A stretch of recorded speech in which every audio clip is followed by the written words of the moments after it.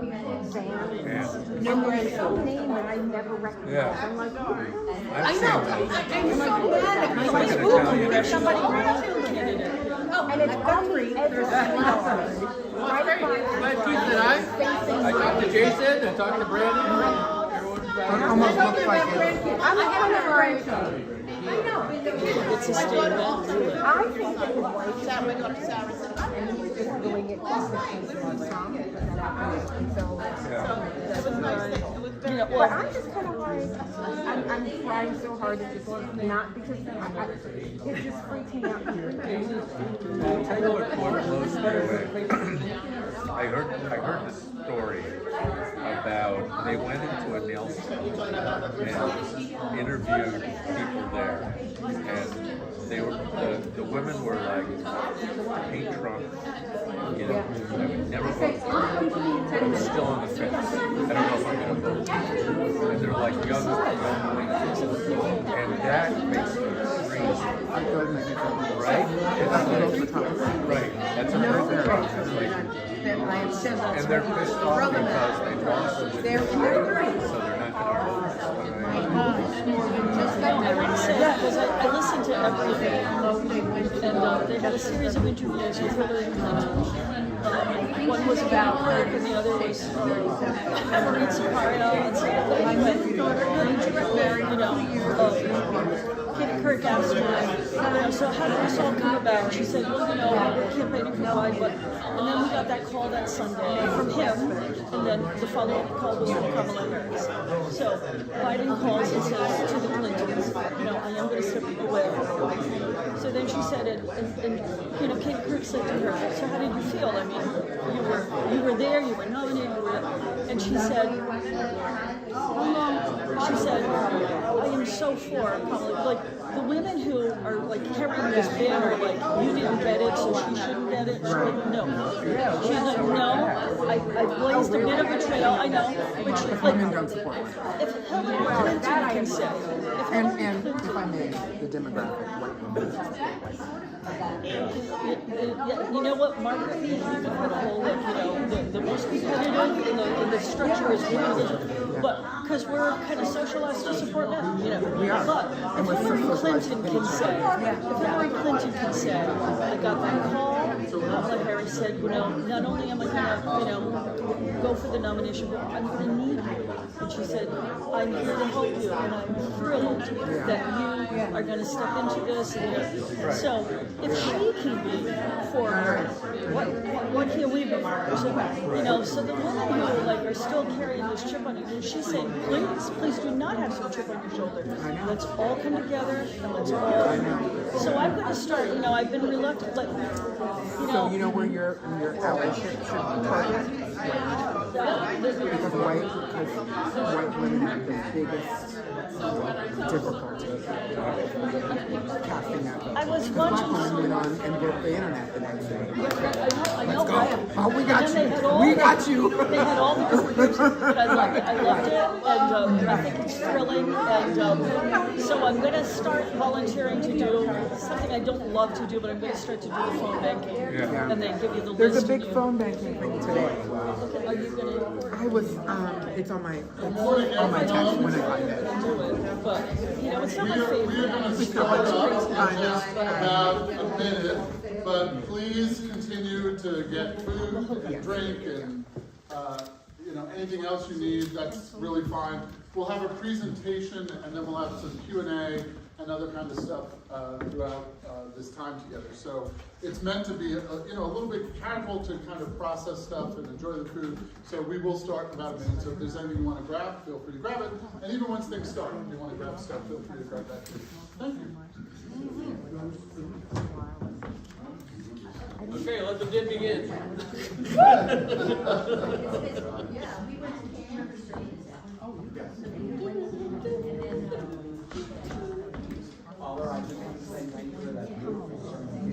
Oh, you're welcome. You are very salty, Charles.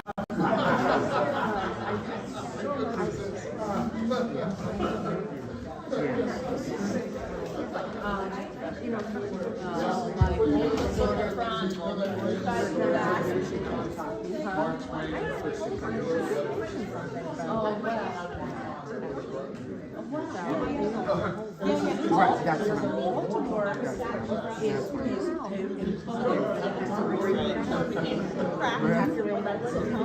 Yeah. And my little girl has opened her condo with her husband in New Jersey.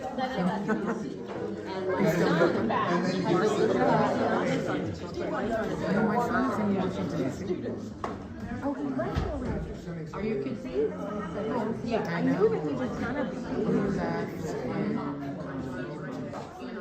But, all right, well, I've seen you since then, I guess we You know what, we probably didn't talk about kids. Yeah, we didn't talk about kids. Yeah. Very white. Where in DC? In DC. Like living in DC. Where? I forget the neighborhood. The neighborhoods have changed so much in DC. Brownish?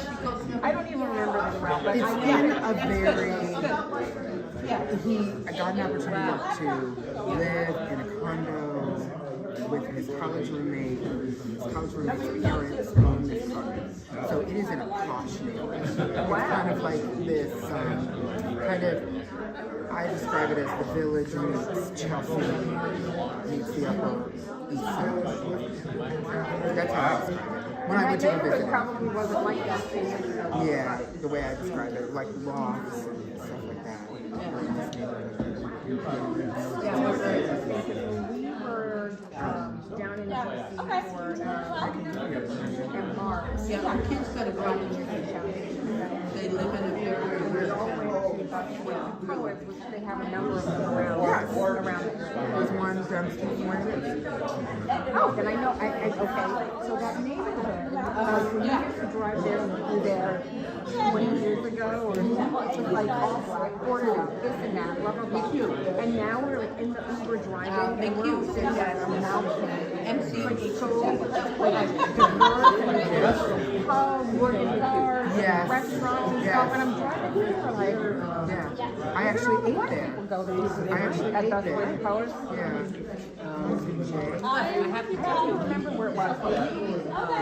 Yeah. We were in Iowa. I thought I had a, I could have sworn But there's also In Brooklyn, I work in everything. Swap this around. it's crazy to go back to New York. I used to do a lot of home visits in Brooklyn when I was working for Legal Aid with 20, oh my God, 30, however long it's been.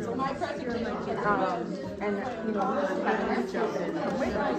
And he also had interpreters, so sometimes if we needed, some places I went by myself, but when I went to projects, other places I would go, you know, and now, the neighbors that I went to,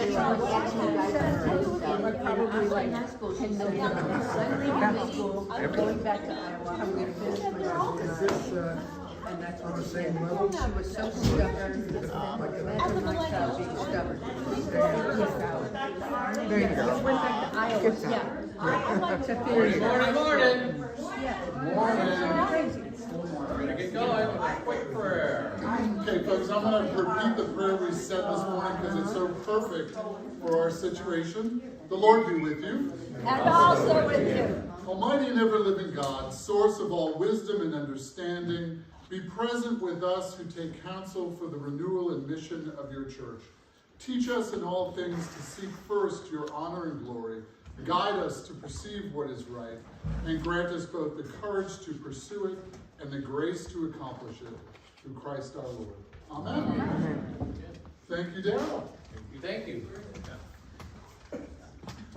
So today we're doing our mid-year update, and I want to welcome you from the wardens and on behalf of your vestry. Just a quick reminder.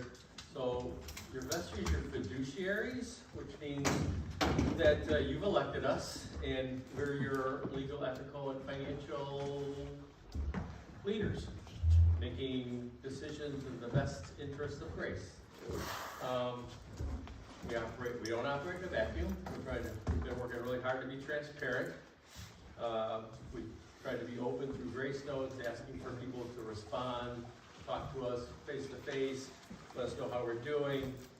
And we thank you for your attention and participation not only today, but for the days to come.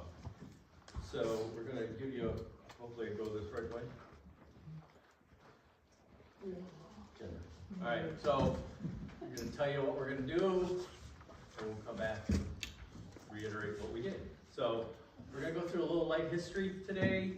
Some history about our goals, primarily from Hal's year, but also from prior years. We're gonna go through our financials. We're gonna talk about deferred maintenance, better known as building and grounds here, and then Grace's future. So this kind of being an election year, and we'll do some quick polling, nothing major, don't think about this. So how do you think Grace has done in achieving the goals set at last annual meeting? So, we're doing great? Any hands? We should be doing better? I heard someone say, what were they? Can we point them out? No, we can't. No, Not yet. We're gonna get there. So, What's your impression? so actually that's the question. Who remembers the goals? That's the better question, right? So, second question. Can Grace keep doing what we are doing regarding our mission and ministries for the next 5 to 10 years? And here, I'm gonna ask you to raise your hand when I say, yes, we're doing great, we can do it for the next 5 to 10 years. Then you put them down, and I'll say no, and then we'll say maybe. So, how many think that Grace can keep doing what we're doing for the next 5 to 10 years? Raise your hand, yes. 1, 2, 3, 4, 5. How many say no, we can't keep doing it? Well, no's win it. Any maybes? Unknowns? Okay. So, let me just do a quick scroll here because I've made this too big and I can't read it all. So here, we're going to do a little interactive to get the standards stay sitting. So, last quickie question. Again, don't thinking here. Is our 2-campus model sustainable? So if you say yes, stay seated. If you say no, stand up.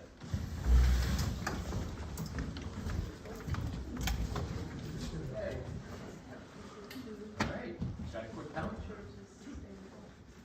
Roughly 2/3, maybe, say no. All right, so, appreciate your input. Today we're just gonna kind of review facts. So here, for your Dragnet fans, put my Jack Webb hat on, it's just facts. So,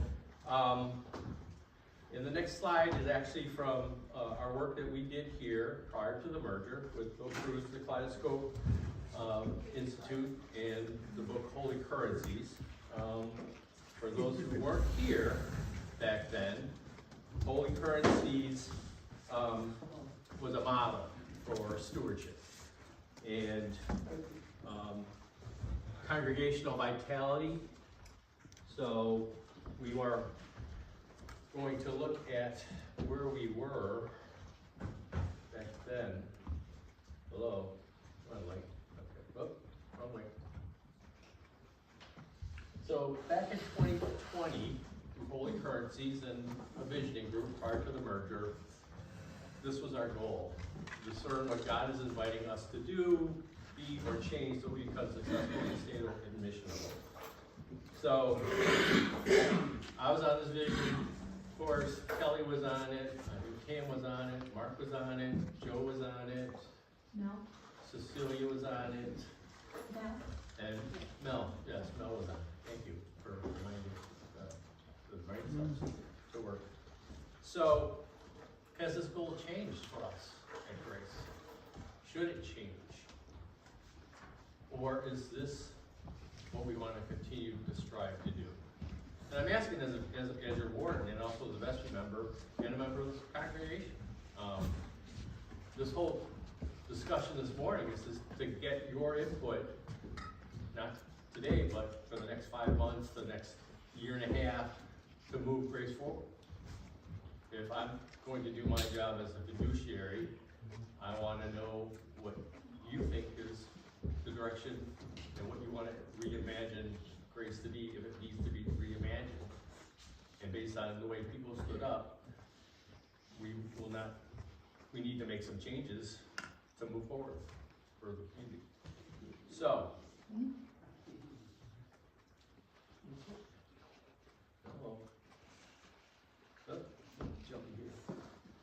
so again, going even farther back, 2018, before we even thought about this, I was on a strategic visioning committee because Mother Cooper was retiring in 2021. So what were we going to do from 2021 and going forward? So these questions kind of are interesting because I don't think they've changed a lot. We haven't really addressed a lot of these questions as a parish. And as the vestry has looked at this, we think that now as we are coming toward Hal's second year on a 5-year call contract, that this is the appropriate time to ask the parish for input on where we go. So what does St. Paul and Trinity and Episcopal Diocese look like? A lot of changes have occurred. We got a new bishop in the diocese coming in. We've actually merged, ready to celebrate our 3rd-year anniversary. You know, where would we be? Are we separate? We joined? We merged? But are we uphill, downhill, or what? Questions to be asked.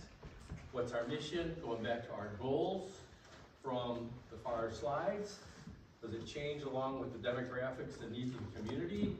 And anyone who participated in the local school bond vote and looked at that, and how Ossining has changed from looking back when maybe it was 20% Hispanic to now being 60% Hispanic. As the town gets older, as the global, U.S. gets older, we're looking at a whole different demographic than we were prior. Who's our audience? How do we attract them? And how do we as a vestry and your wardens actually address these in your questions to move this forward? So these are the things to ponder. There's no decision making going on today. There's no decision making going on in the next 5 months, but we need some guidance. So we're looking at data. What kind of data we need to gather as a group to make those decisions. So, again, from Holy Currencies 2020, parish investments were looked at between Trinity and St. Paul's. Trinity, if you can see, had roughly a little over 2 million. St. Paul's had just under $1 million, $750,000 for a total of $2.8 million in investment between the 2 campuses. Today, we have, as a merged church, 2.86 million. So we're a little lower. We're actually pretty close. What's a couple hundred? From 2.8 to 2.6, $200,000. And we've been fortunate, as Richard will allude to later on in the investment report, that the market's been good, but we've still been taking some relatively big drawdowns from the endowment accounts to make our budgets, pay our payrolls, and keep everything working here. All right.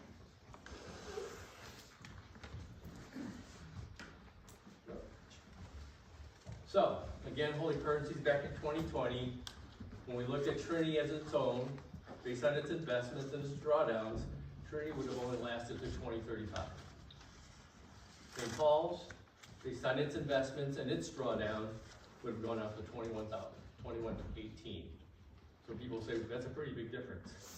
Well, based on what we looked at as a strategic visioning group, it was determined that Trinity was just drawing too much down from the endowment, that eventually it would deplete itself, even under average financial conditions.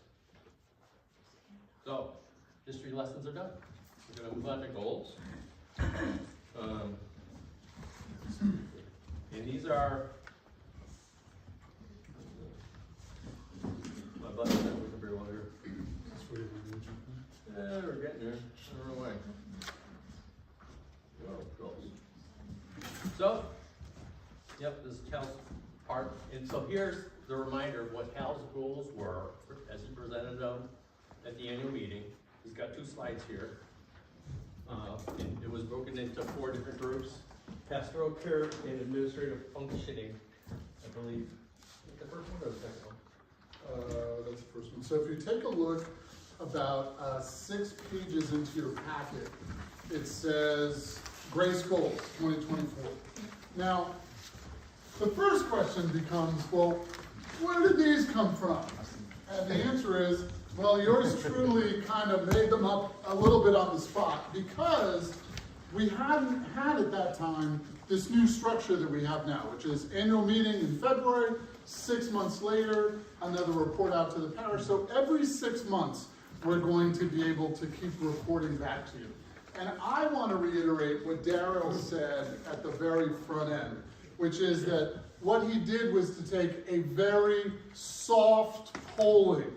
It is not a vote. We're not taking a vote on, for example, the 2-campus sustainability right now. We're just, frankly, and the vestry's decision both this month and last month was we're nowhere near able to do that because there's a lot of data that we need to start gathering, including how people feel here about different things. So really part of my job is just to allay the concerns. We're not in any position in 2024, and perhaps at least the first half of 2025, to be making any decisions about major campus sort of things, because there's just too much information we need. So part of it is we, not just me, sort of creating some goals together, things, information we want to get, things we want to talk about together. And so where these goals come from is it's pretty typical for some of the functionings of a priest, for example, being teaching, preaching, pastoral care, administrative. So I use that as sort of a framework. But if you say like, but the issue, Darryl, I'm going to ask you to, well, I want you to take a look here, because for me, one of the favorite slides is the third one in. Is it possible to go back there to this one, Holy Currencies 2020? This one is maybe my favorite because it lays out sort of the path, right? And it allows us to think about and reflect on how well we've done. So that's it right there. So of these 3 tasks, inviting us to do, to be, or to change, in my view, the one that's most important by far is who are we going to be? Now, it's not a surprise to you who Grace is, because what I've come to learn in my 1.5 years is that y'all were dancing and dating for 10 years as 2 parishes with priests and sort of seeing if this thing would work. And so you have a sense that this would work and who you want to be. But truthfully, and I've shared this with some folks, I want to be careful because this message is being recorded. I want to suggest to you why I think some of the clergy may not have been as interested in applying to Grace. Now, I've not talked to anybody, so I'm just giving you my educated guess. Normally, a parish that is Rite 1, High Anglo-Catholic, and a parish that is Rite 2, Broad Church are going to have different values and a different vision on things. And I think it's most of our experience, it's certainly mine, that if you do not agree on the same values and vision, no partnership, let alone a merger, would work. Now, I will tell you, in fairness to my colleagues, we have no training in seminary on how to do mergers, so we're sort of, riding this bike and building it at the same time. So I think that was a part of it. But I would say that if people had that concern, and I came wondering about that, I would say that's not an issue at all. Because actually the reason why the merger works is there's 2 different liturgical expressions, but underneath you share the same values and vision. That sounds abstract, so let me give you some examples and see if this isn't your value. So just yesterday, in this very space at 9 o'clock, before the grief group, which people are proud and feel like this is something that we should do. By the way, it was members of Grace who were part of that grief group who, when I first got here, I said, look, do you want to keep it the same way it is or should change it? And they said, well, we think maybe we should change it a little bit. It won't be religious. It will be to non-people from Grace. It'll be anybody in the community because we don't want to exclude people, and we might get people that are fit in those categories. Oh my gosh, at least a third and growing number of people that are part of that group are not part of Grace, are not necessarily religious. Some are Jewish and other faiths, and they feel completely comfortable being there and supporting one another. And I'll just take a soft poll, hadn't planned on doing this, but if you think that is a good ministry that we should be doing for people for free and confidential, just raise your hand. Yeah, look around the room. That is who we are. Those are your values. Yesterday at 9 o'clock, before then, the Ossining Arts Council had contacted me about, they said, hey, we heard you guys are willing to share space, and we are desperate to find a place that would allow us. We've got 40 local artists, we're trying to do a showing, we're all retired, we don't have a lot of money, might it be possible to kind of use one of your spaces? So I showed them downtown at Trinity, and I showed them up here, and was clear about, like, if we do this pro bono for you, here's the pay we need. The pay we need is for you to be able to set it up, take it down, clean it up, do it right, don't cause a lot of stress for us. We'd like some recognition in there that, you know, we were sort of did this, but we're not looking for that. In the same way, we're looking for our renters like Open Door, right? I have a feeling that people think that we should be sharing our space with an art group that will promote local artists in Ossining. If you think that's a good thing, please raise your hand. But it's to display, not create. To display, correct. Yep. The last week, the wardens got an email from me from a local pastor. Her name is Pastor Mary. She's of a different denomination. Who said, hey, at the Briar Ossining Ministerial Association, which is Jewish, Christian, Muslim, you had said if folks kind of need something, especially space, contact you. I am on one of the boards for the police association. We need a space where we can have meetings around Ossining to invite the public in to hear what the police are doing and give feedback and get feedback. Might your space be available? I said, love the idea, write it up and we'll send it off to the wardens. How many people think that is a good thing that we should be? Dennis and Repair is just real shorthand, is an anti-racism program in the Episcopal Church with other Episcopal churches. We had promoted our space as possibly being a site. All Saints had a date that they had to do and couldn't do later dates. And so we said, okay, let's have the next meeting over there, but we will do ours later. That also is something that's out there. There's other anti-racism programs that are out there that are looked into. Is that the kind of stuff that we should be doing? Raise your hand. I'm here to tell you, I cannot say the same thing for other churches that I have served. I've had people leave churches where I've served because they didn't want to hear any anti-racism messages or sermons or other kind of things. Don't take it for granted that these answers are what every Episcopal church does. They don't. Perhaps the biggest, most powerful example of this is many of you have shared with me how you have had times of trouble and people at Grace have risen to the occasion as part of the community and welcomed you and included you and been there for you. And I have heard that time and time and time again. And I'll let you in on a secret. You remember when I first got here, we did the coffee chats. And the coffee chats were, hey, meet the new priest. Let's combine folks from both Trinity and St. Paul's together. And I said to you, I said, look, I'm gonna let you know what the quiz is before you walk in so you can pass and get 100. And the quiz question is, what's the one thing that Grace has to embody that you loved either from St. Paul's or Trinity that we have to do? And what I was curious and I thought I would get are things like, well, we used to do a fair and we kind of missed the fair. We should bring back the fair because the fair made money. Some people, and then that led to a conversation about, Well, I don't know whether we should do that because it really burned out a lot of people and there was a difference of opinion, but let's bring back a fair.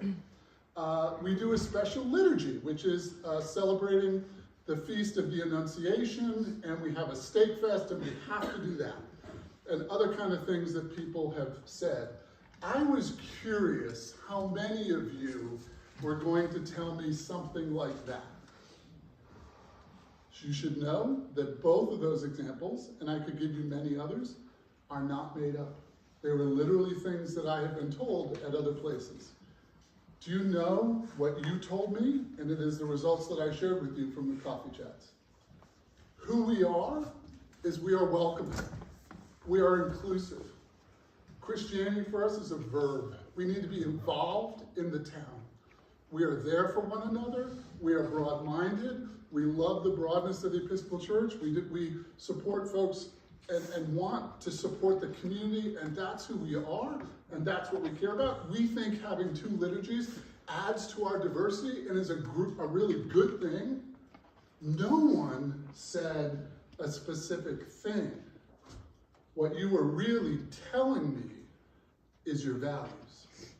That's the kind of Christianity that we want to be, that we are, which is why we merged, which is why when you told me that, and then I kept seeing you live it out again and again and again, I realized, hot dog, this really is who this parish is. Now, I'm not that surprised on one way, because honestly, I did my homework. And before and through the interview process, when I checked out the website and saw a recognition of the native peoples and honoring that, I said, wow, that's a signal of the values of this community, right? And that was a really positive thing. So the really good news is that for Grace to survive and thrive is that there has to be a sharing of those vision and values. And I think if you've been in coalitions, you know that this is key. So just a quick little diversion to give an example. So when I was executive director, got my master's in social work from Tulane, was hired by the Daughters of Charity, which is a religious organization, sold a hospital, was funding and helping out low-income public schools and also Roman Catholic schools, and I was hired. And I was hired to help do more good by putting together coalitions. And we put together a coalition, got a little grant to see if this would work, and there was a big grant on the back end. So we were really excited to kind of get this partnership, get off the ground grant, the seed money, and then possibly get this big money. And the problem was, we did not share the same vision or values. And so when that doesn't happen, there's always going to be a conflict, because you want to go up, they want to go down, you want to go forward, they want to go backward. Here's the example of what that meant. I was a school social worker in inner city elementary schools. And my partner and I was trained and wanted to do brief, solution-focused family therapy that was looking at the child as part of the whole system. And my partner was much more Freudian, who wanted to do long-term sort of care with kids in trauma in inner city elementary and middle schools. And when things came up about diagnosis and treatment, here we are trying to go in one direction, do short-term, brief, supportive therapy, and in the other direction, do long-term, free, confidential therapy, in a room where the kid is being taken out of math and English and all the rest for weeks. We don't share the same vision and values, and this partnership is not gonna work. And no surprise, at the end of that seed money, we said, we're done. How is this relevant for Grace? One of the greatest strengths Grace has is that underneath the liturgical difference, you're right, the liturgical differences are positive things. It's more offerings, including the third evening prayer service experiment that Grace has to offer, but underneath it is the shared vision and values. That is the gold for Grace. When we know who we want to be, which is what you know, the next question, and it's key not to get the order wrong. The right order is, who are we called to be? Or in the context of the sermon, what is our saltiness? What are our visions? What are our values? You know that more than maybe you may realize. Once we know that, we ask, what tools do we need to live that out? A campus is no more than a tool. The campus is not the essential question. The essential question is, what kind of Christianity do we want to be? So just bear with me for a brief second on just an Einsteinian thought experiment. Einstein famously used to kind of imagine these things in his head, and then he would test them out. So I want you to just imagine this in your head. Our youngest person at Grace, with the exception of Helena visiting, we love having you, yay. But no, it's not Elena. It's our youngest pledging member at Grace is around 55 years old. So it is fair to say that if we do a thought experiment and we project ourselves out 50 years, we have all moved on, but Grace has not. What do we want Grace to be for those people who come? And what do we need so that they can be that? I'm going to end with this one other recent example. I got an email. If you'd like to see it, I'm happy to share it with you. But I got an email from a gentleman who was looking for a church. And he emailed me and said, look, I'm looking for a church. I'm interested in Anglican churches. And I have some concerns, but I'd like to know where you stand on these different theological issues. Now, personally, I wasn't offended at all. I love that, because when Lori and I converted to the Episcopal Church, I did the exact same thing to the rector that was in the church that we were thinking of joining. So I listed out some things, and he listed out, where do you stand on Jesus? Where do you stand on biblical infallibility? Where do you stand on, and he went down, and part of the list was, where do you stand on marriage? Where do you stand on LGBTQ plus issues? Where do you stand on, and he just kept naming thing after thing after thing. Now, you may have seen the sermon where I shared with you that when I was 17, I got bored out of my mind with Roman Catholic masses, so I became an evangelical. And the worst thing I did as an evangelical is I followed their homework, and I bought the King James Bible, like they said, and I started reading it, and then started asking questions like, hey, there's a talking snake, like, how am I supposed to interpret this? Are you saying that the snakes should talk? Or where it was, after a year, I found them not intellectually satisfying, so I left. You may not know this, but a lot of evangelicals are leaving because they're brought into the faith because of the happy, clappy music and positivity and all that, but they leave because it ends up being too shallow. One of the groups they come towards is an Anglican church, which we are under, and what they want, though, are some of the same values that they left the evangelical church over. So my answer is saying, absolutely we believe in the Trinity, absolutely we believe in the physical resurrection of Jesus from the dead. No, we don't believe in biblical infallibility, because there are errors in the Bible. To be inspired doesn't mean to be perfect, without error. And yes, we will happily extend marriage to LGBTQ plus persons, and went down the list one after the other after the other. You shouldn't be surprised that I haven't heard from this gentleman since that response, which is no surprise to me, because as someone who's semi-fluent in evangelical, having been evangelical, I knew he wasn't going to like those answers, but that's who we are. There are Episcopal churches out there right now, and not far from us, that who they are is all things to all people. Just don't talk about the social application of the gospel. Just talk about angels and halos and harps, and I'm really serious. Like that's who they want to be. This question comes into being every day for me, and honest to goodness, I am proud to represent those values, because they're not just your values, they're my values and Lori's values. So this part of the whole goal is the most important, and we have it down. The to-do part we have down, because you've seen the ministry booklet we created with all the activities going on, right? So there's that, we won't get into that. The change part is the hard part that we're now at, right? It's the part where now we're clear on who we are, And we got a lot of tools, and do we honestly need all of them? That's the conversation that this and the annual meeting is meant to sort of begin. And again, I couldn't say it more forcefully on behalf of the vestry.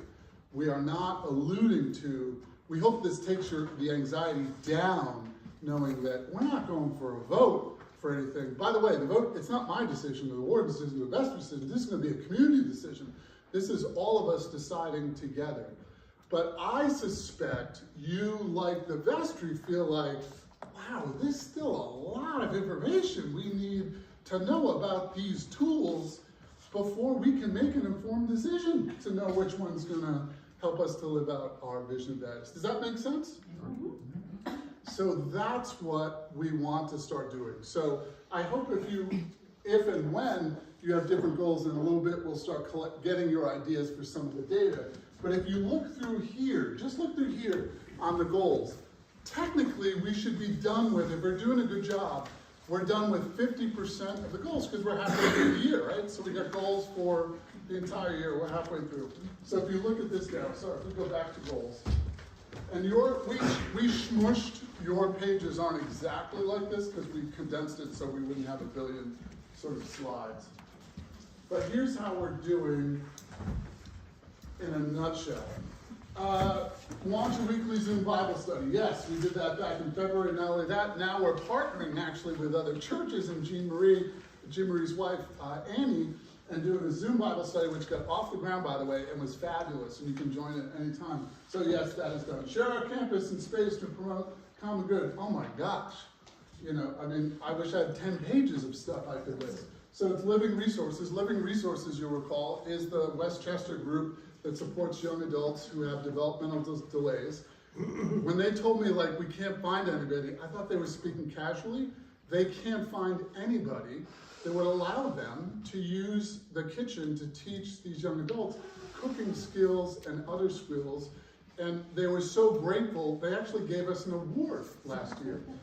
And honestly, it's so bad, the Living Resources group from Rockland County has asked to come down and use our space because there's no one between there and there. Quite frankly, that is like a bad implicit comment about the people. Come on now, it's like, come on, y'all, we can support these groups. But again, this is the pragmatics of what I'm talking about. This is where who we are in the Christianity we represent makes a real difference. Living Resources, Christmas toy giveaway, Trinity, interfaith services that have been done, potentially art stuff, it goes on and on. Change signage to promote grace. Well, not yet. So this is where there's a pitch. So some of you have a burning desire to see us change the signage both here and at Trinity. We would love to put together a task force that would make that happen. And just in case you would say, oh, not another task force, the task forces have been incredibly successful. There was a beautification task force just for this space. They did a fantastic job. Safety task force did a great job. The art task force looking at Trinity art and St. Paul's art will be getting off the ground. So remember, a task force isn't like a committee that goes on forever. It just meets, comes up with recommendations, and then disbands. So if there are people that can help out with the signage, or if that's a passion, anybody that jumps out to you right now that you would say, yeah, I could give like 2 meetings just to kind of figure that out, and anybody? Well, just let Daryl know. Can I just ask a question? Yeah. We paid a graphic designer 3 years ago to come up with the Grace logo. I guess I'm puzzled as to why we would go any further than just do a nice layout and make the signs what they are, Yeah. information. Yeah, so. Can I answer? Yeah. I kind of went down the road you are. I thought, okay, we've got the design and people voted on that. But one of the things that I had heard was it's a very difficult font to make out when you're driving by. Could we do something that would pop more? So that's how we stopped. Sounds like task force, 2 people. Yeah. But the nuts and bolts question, that's actually great. I want to encourage that because that's the kind of thing we're looking for from here. Kelly. Well, and not for nothing, I think it's my recollection that this font, this logo was supposed to be temporary. When we voted on that in the vestry, it was something temporary, a placeholder, and that we would return to our font, our logo. Well, Do you and remember I that? paid that Does person. anyone remember that? And I used that, I made a 10-foot banner for our, the booth at the village fair using it, because I uploaded it on our tooling. And I don't remember anybody doing this. I also included all of our mission statement and.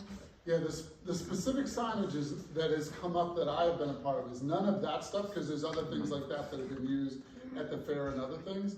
That's not the signage, it's the one at the. No, I know, I'm just saying that was legible for people in the fair. So I'm just, I don't know, I just feel like it's kicking the can down the road and decisions are being deferred. Well, that's why we need the task force. So look, we want to keep this fully 100% real, okay? So if I get involved in that, or Daryl gets involved in that, or Cecilia gets involved in that, I assure you there's like 75 things that are way more important than that, than us getting involved in. Part of the reason, if I can just put my cards on the table, for you all to consider, all right? I'm gonna say this gently, to consider.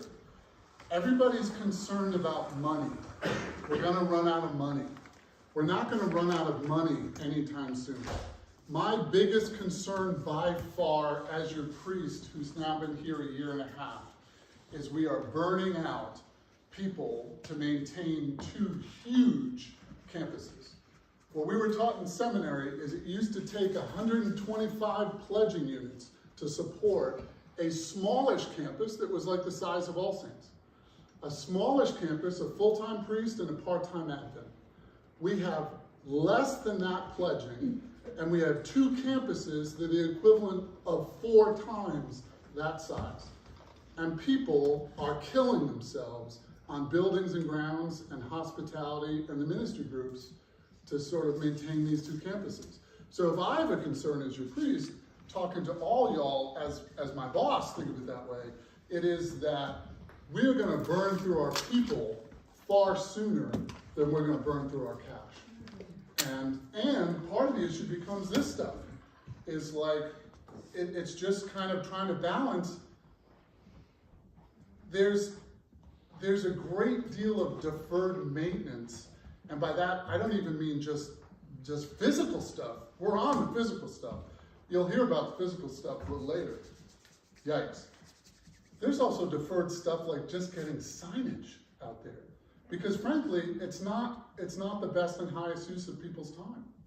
So one of the things that's come up, Sue, is that logo and signage does not translate well for the board down at Trinity facing South Highland Avenue with the sign. And so do we take it up? Do we get rid of it? Do we adapt to it? Is it worth the money? These are the practical issues that we go through all the time.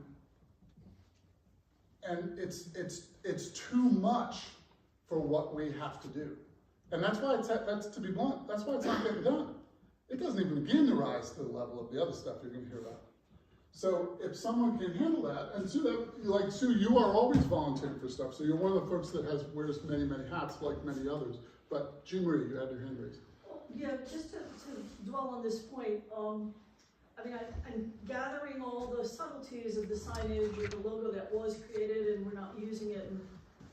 But I'd be willing to volunteer to be on whatever this task force is, because I want to say the signage is important.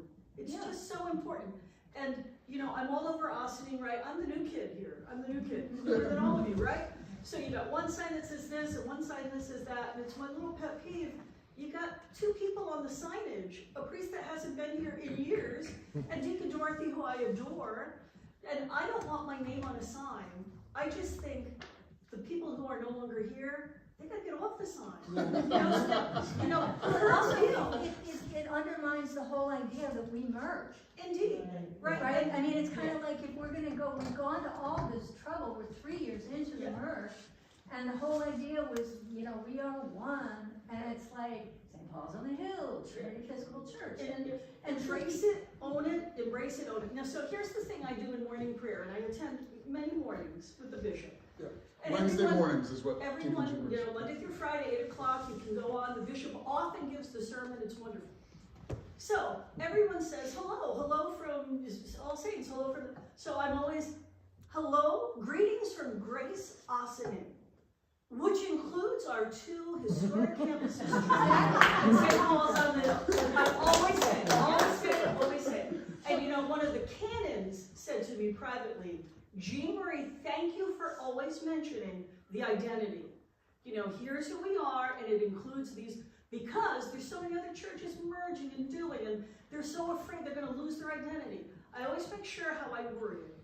And I just think the signage should, you know, I really think mission critical, truly. So we're I mean, it here. seems trivial, but I think we really, in terms psychologically, you know, it's like every single time you pull into either campus, it's reinforcing we came from somewhere else. You know what I'm saying? And that's why my mind is kind of blown that it's okay, yes, it's not critical, it's not a roof, but at the same time, you know, it's like Vistaprint. Hi, how are you? Here's the font. Here's the thing. Yeah. And then let them do it. Question like, Well, that's how we got the one from Cooper. Cooper had those 2 things made in a week. Both of them. It was her gift. Yes, both of them was her gift. I'm also interested in the signage, because every time I pull in here, and I'm not here all the time, but you guys are part of my family, so I do make the effort to come down when I can. Every time I pass the signage, and it still says Father Mayor and Deacon Dorothy, and, you know, it's time. So I would be happy to Yeah. pass some ideas around. So here's a signage team that's developing, and Kate. One of the things that's important for the sign task force that I want everyone to hear, because I may not get this message out, we need to also find out what organizations will be affected by the change in the sign, such as Board of Elections will sometimes in some of their information have 40 St. Paul's on the Hill, 40 Ganung Drive.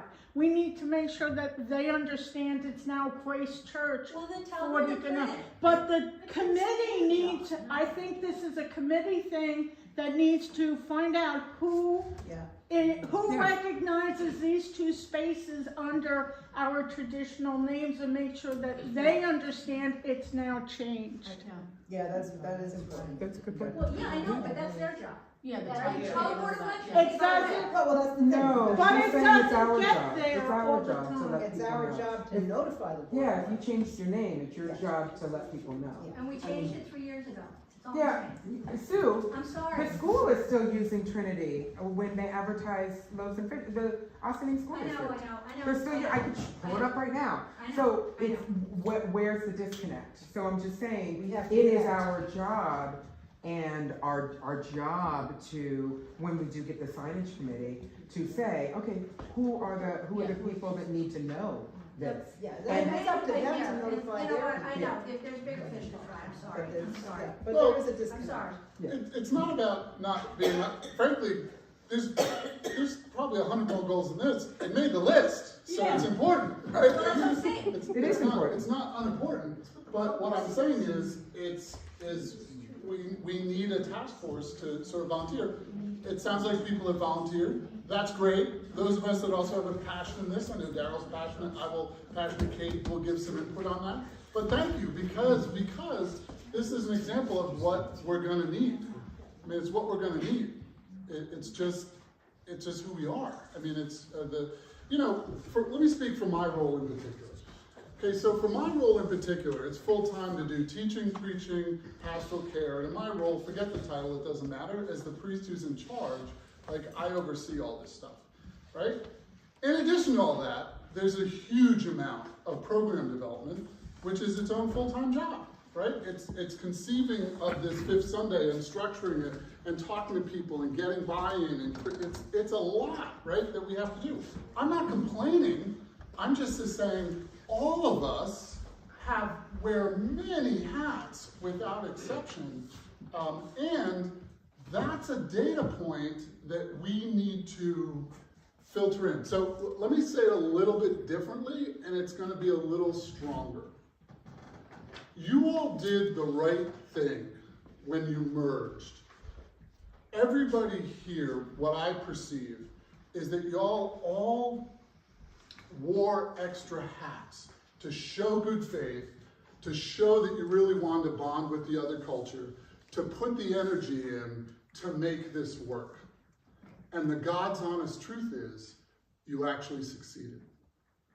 Grace is a real, unified Christian parish with a very clear sense of who you are and what you want to be, and you're doing it in the world.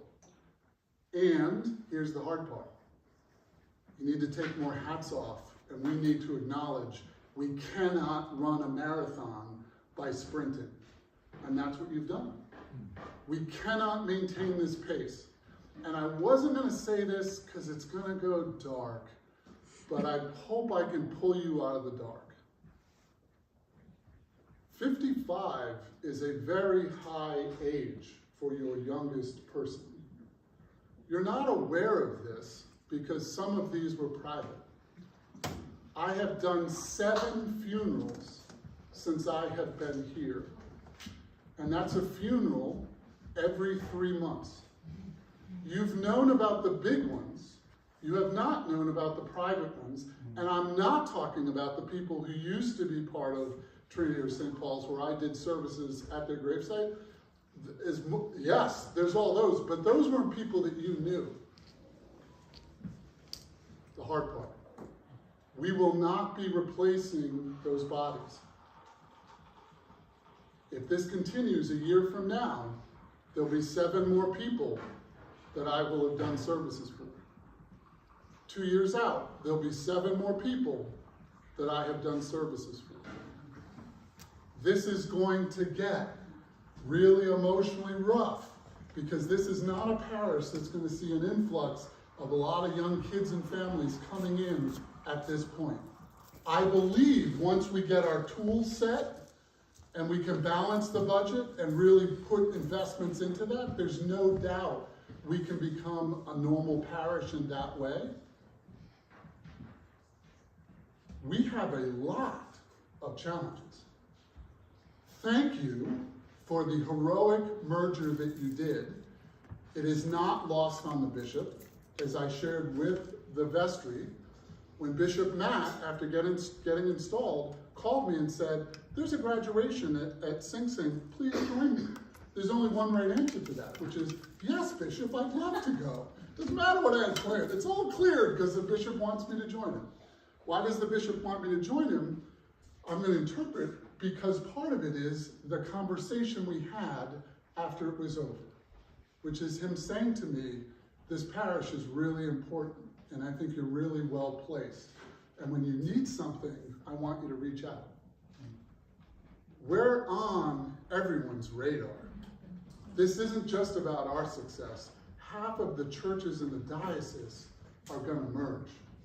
And we need to crack the code so that we can help them be successful as well. Where we are legitimately at this point is tremendously successful in terms of creating that parish culture. But we got to be honest about some hard stuff. I guess that's the hard thing, right? Because we all know that folks are getting burned out, and we all want to do all the things, you know. And I don't know. I don't know how we solve that problem, you know, because you know I don't have time to do the task force for the sign, and I apologize to everyone for even bringing it up, because that was a waste of time for everybody. But the sense I get is like people want to come to church and get uplifted and to have community, and there are so many huge things that are facing us that it's hard to. Maybe I got my food colored glasses on. I don't know that we can afford to put off XYZ until next year. like whatever it is, because the list is long. And going back to what you said a few minutes ago, you know, I don't know how we do that. So I'm just gonna shut up. Okay, so let me just respond to what you said. I actually would respectfully disagree. I don't think everybody does know that.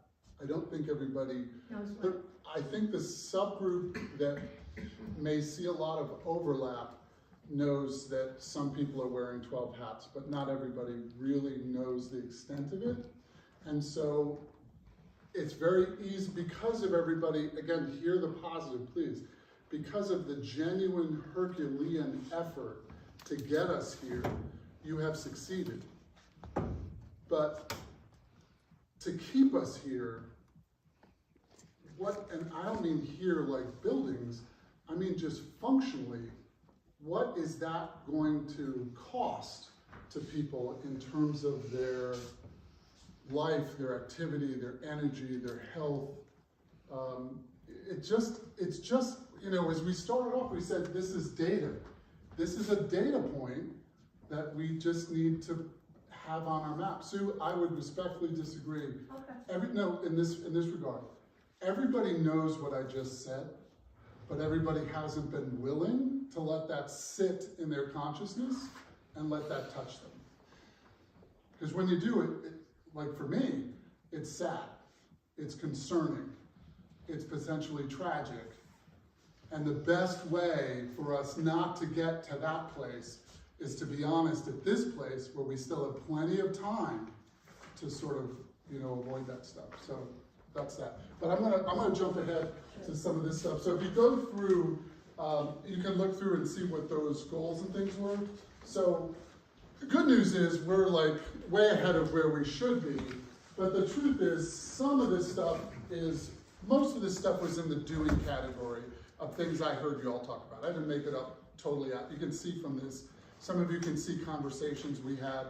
It's listening to you and putting the goals on here of what I heard, but I do think sort of at the next annual meeting, part of what we should be doing is saying, okay, can we agree on these goals of these data points? For example, here's one the vestry has come up with. We have got to get a handle on the extent of the deferred maintenance at both campuses and the cost on that, because it's far higher than many of us may have been aware of. And so that's just some of the stuff. And let me pause there. Any on that note, how was the play, Mrs. Lincoln? So we're going to get to the finances, and I'm going to just end on this note. I know we've heard a lot of hard stuff. I know we've heard a lot of hard stuff, and now here's what's coming. But I do want to tell you this. If you actually crunch the numbers, this is the God's honest truth. This is not a pitch. This is not fluff. This is 100% harsh reality. If you look at our numbers and you crunch the numbers, given the fact that we know who we are and have a history of doing it, the two of the hardest parts we've already got done. If we do not blow through the endowment, grace literally cannot fail. It can't. It's financially impossible to fail unless we take X number of years, whatever that is. We'll let the financial experts eventually give a projection on that. That's the only way grace can fail. So this meeting every 6 months is to bring these issues up to us so we can make sure that we're acting in a leadership preventive way so we don't end up in that boat. All right, what do we have after this now? We needed a break.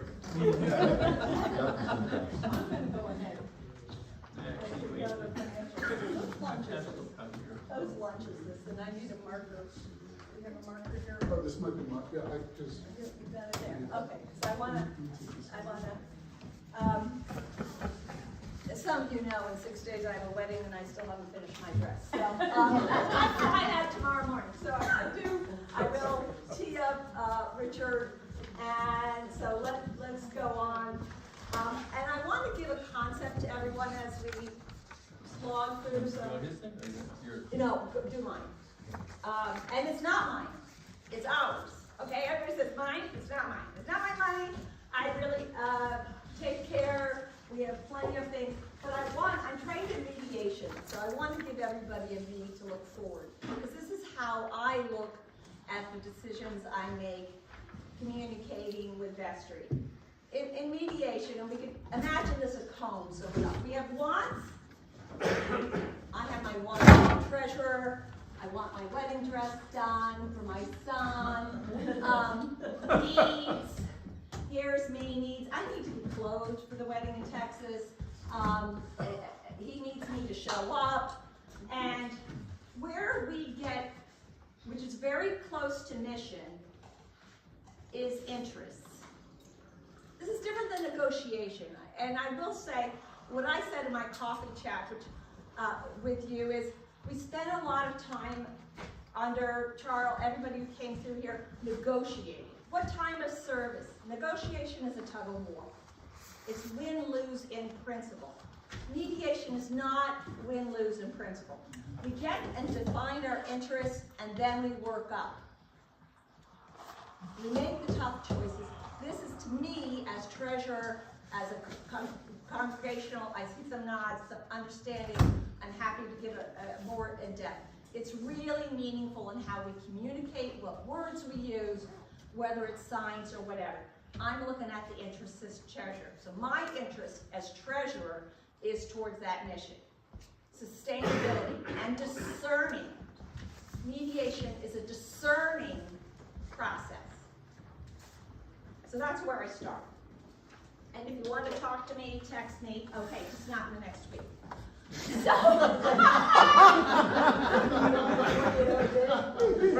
no, this sleep is optional tonight.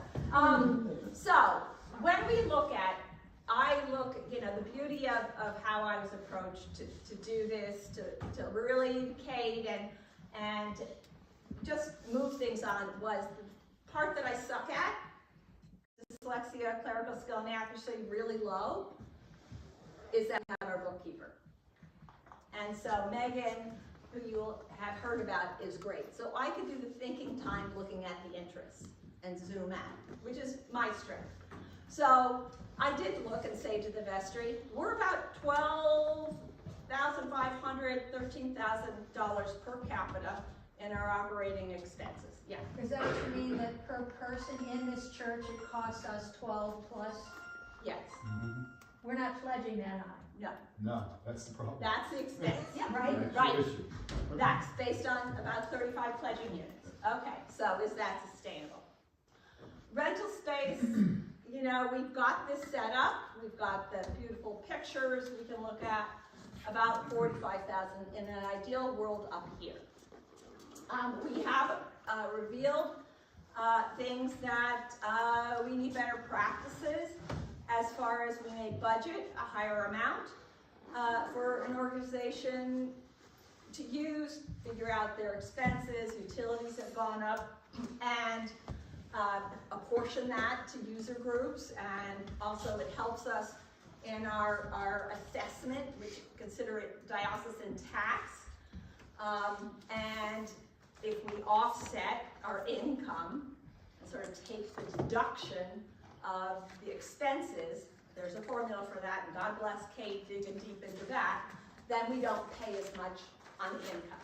So it's like our income taxes. Looking at that. So we also, I do want to point out, we have maintenance people. We don't really have maintenance people, we have custodians. Part-time custodians, we have no sexton. So one big difference in our two campus cultures is there's the concept, when I came here 30 years ago, maybe Julie remembers Joe Gensler? Yes. She's the only one. No. You remember Joe Gensler? He has been out of here a long time. He was the guy who grind the stuff, truly a sexton. Open the doors, lock the doors. Kate has been opening and locking all the doors down in Trinity. And she does it up here, I do it up here. We don't have one. Turning down the heat, Up here, it was Roger Rowe was when he was able, the heat czar. Saved us $5,000 a year. It is, without a sexton, we are in the do-it-yourself model, including climbing on ladders, Kelly, to clean the vents. Me, I climbed.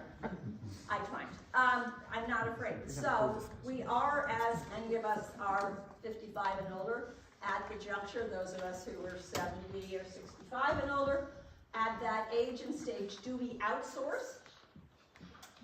Do we outsource? Because it's not safe, it's not wise for me to, yes. I'm sorry, I'm telling Terry. Do we outsource the things? Like cleaning the gutters, which I still do at home, on the logo. Or the painting with John, so do we outsource? Do we go back to the shrine, things that have happened up here, Milton? Or are we going to need to budget outsourcing in response to our age? And that becomes an expense. Or do we keep being self-service and then have burnout? So, we've had a bit of what I call the Disney effect.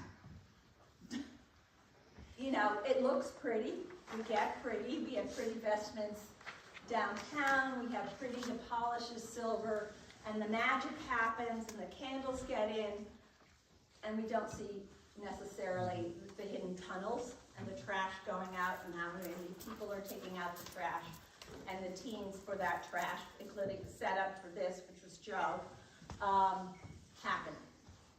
That our teams are, through age or stage, getting competing interests are having a challenge. So, we have this, we have our operating budget. One thing, do we have the link to the short sheet? Or no? Okay, if you look at the smaller of the sheets, dated 9/17/2024, 9:04 a.m. I'm going to tee up Richard now. Any comments, questions? Because numbers, I know, you can look at these big sheets and your eyeballs go across. So, no, okay, we don't. Okay, so let's look at the short sheet before. We have budgeted, let me see, there's myth and history and understanding. So, as far as the Diocesan Investment Trust, restricted and endowment funds, in our abundance of riches, which we truly have, because to have nearly $3 million is a lot of money. And to sustain this, it's not a lot of money. If we are making up, say even that average pledge is $2,000. And we got $10,000 to make up per unit, a person. It's coming from there. So, DIT operates on the two principles by the standing committee. One, we have a roof fund, which was a 10-year program we did up here for our roof, and they matched. So it was good savings bang for our buck. That's about $100,000, not in the other reports. We have columbarium for Joseph Scars, some funds there. Now, the difference from the funds that were originally determined up here is St. Paul's decided, and we had some financial committee people who were really watching some Merrill Lynch accounts and realized what in the business they call churning accounts. The broker was making money, and we were running through that money too fast. And there were some people who believed, we have a lot of money, let's spend it. To put the brakes on that process, which is why you saw that in Holy Currencies we had to 2118, to put some slowdown and keep us accountable, we went with the Diocesan Investment Trust. Safe, trustworthy, disciplined, and we get a distribution on a 3-year rolling average, which is the formula of 4%, 5%. So we weather the highs and lows and recessions, and with that model, we know the money will last in a legacy of perpetuity. So 10 years, 20 years, that's the model that works. It takes into account inflation, recessions, and it's much safer. We are not taking interest or dividends, but that's another matter. I will explain that more to anybody who wants to. It is the formula. It's a formula Richard will be talking about too. And that's based on we don't draw any more than what the. We get a distribution of 4% a year, or 5% a year. We spend nothing else. We spend nothing else, then. Because unlike me, if I die and there's a penny in my hand, I've had enough money to live. Institutions don't think that way. Unless we want to intentionally think that way. That we only want to live 10 years as grace. It is an option. And we, we can. We could decide that. But let's be intentional about it if that was to be a decision. Wants, needs, and interests. So, with that in mind, as we look at the short sheet budget, I want you to pay attention to the fact that we have investments in other income. In the Diocesan Investment Trust, so in that top figure, line item 6, we have Diocesan Investment Trust money coming, as well as money coming from the endowments Richard will talk about. Now, money that was originally from Trinity, from the sale of their buildings, the thrift shop or whatever that building, by the diocese, the standing committee, the building is sold, they say that's a permanent, a fixed asset. The diocese owns the building, tells us what to do. If you sell it, it goes into the Diocesan Investment Trust, in essence, to keep it as a permanent asset. So you don't use it for operating and flow through it. I know Jean Marie talked about something where she was really frustrated that for her church. That's the logic behind it. So in that case, in a myth that I unearthed, there was the belief that you can't move money from the Diocesan Investment Trust. Grace cannot move that money that was from that sale. It's a separate account because it was a building and the standing committee says you got to keep it there. You can't do the drawdown from it. You can do a draw, you cannot invade.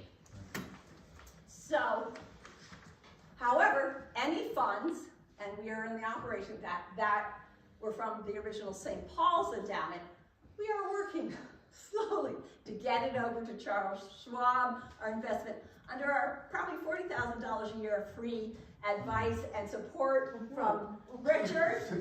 We are very blessed. We are very blessed.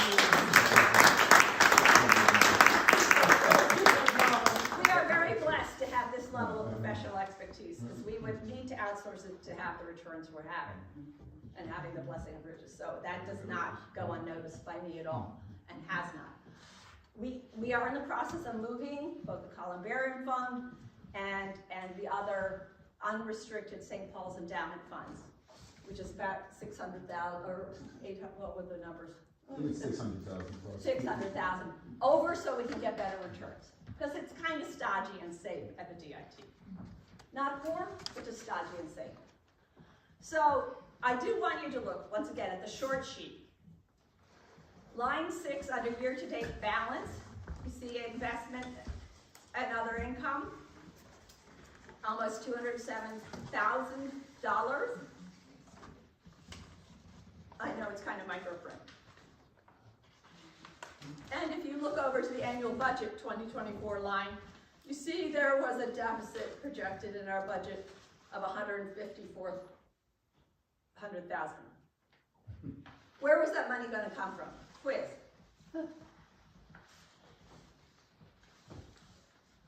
Schwab and Down. Schwab endowment. Good, we're cheating off of you. No, sit next to him. Sit next to him on it. Sit next to Sparky, exactly. So you will see, and this seems small, it is big conceptually, that's where we get that we have used our endowments, our investments, $300,000 worth. And that is not sustainable. I'm teeing up Richard.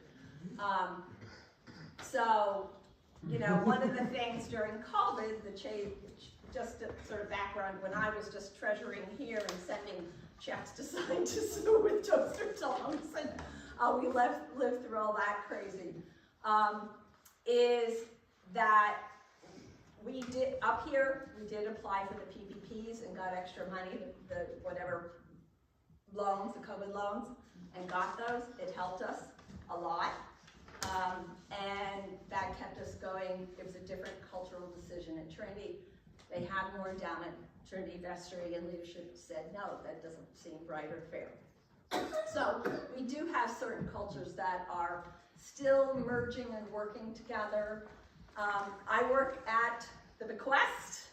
I'm not a vestry member, so when I said I would take on this responsibility, I would not do it as a vestry member, and I would only do it for a specified term of 3 years.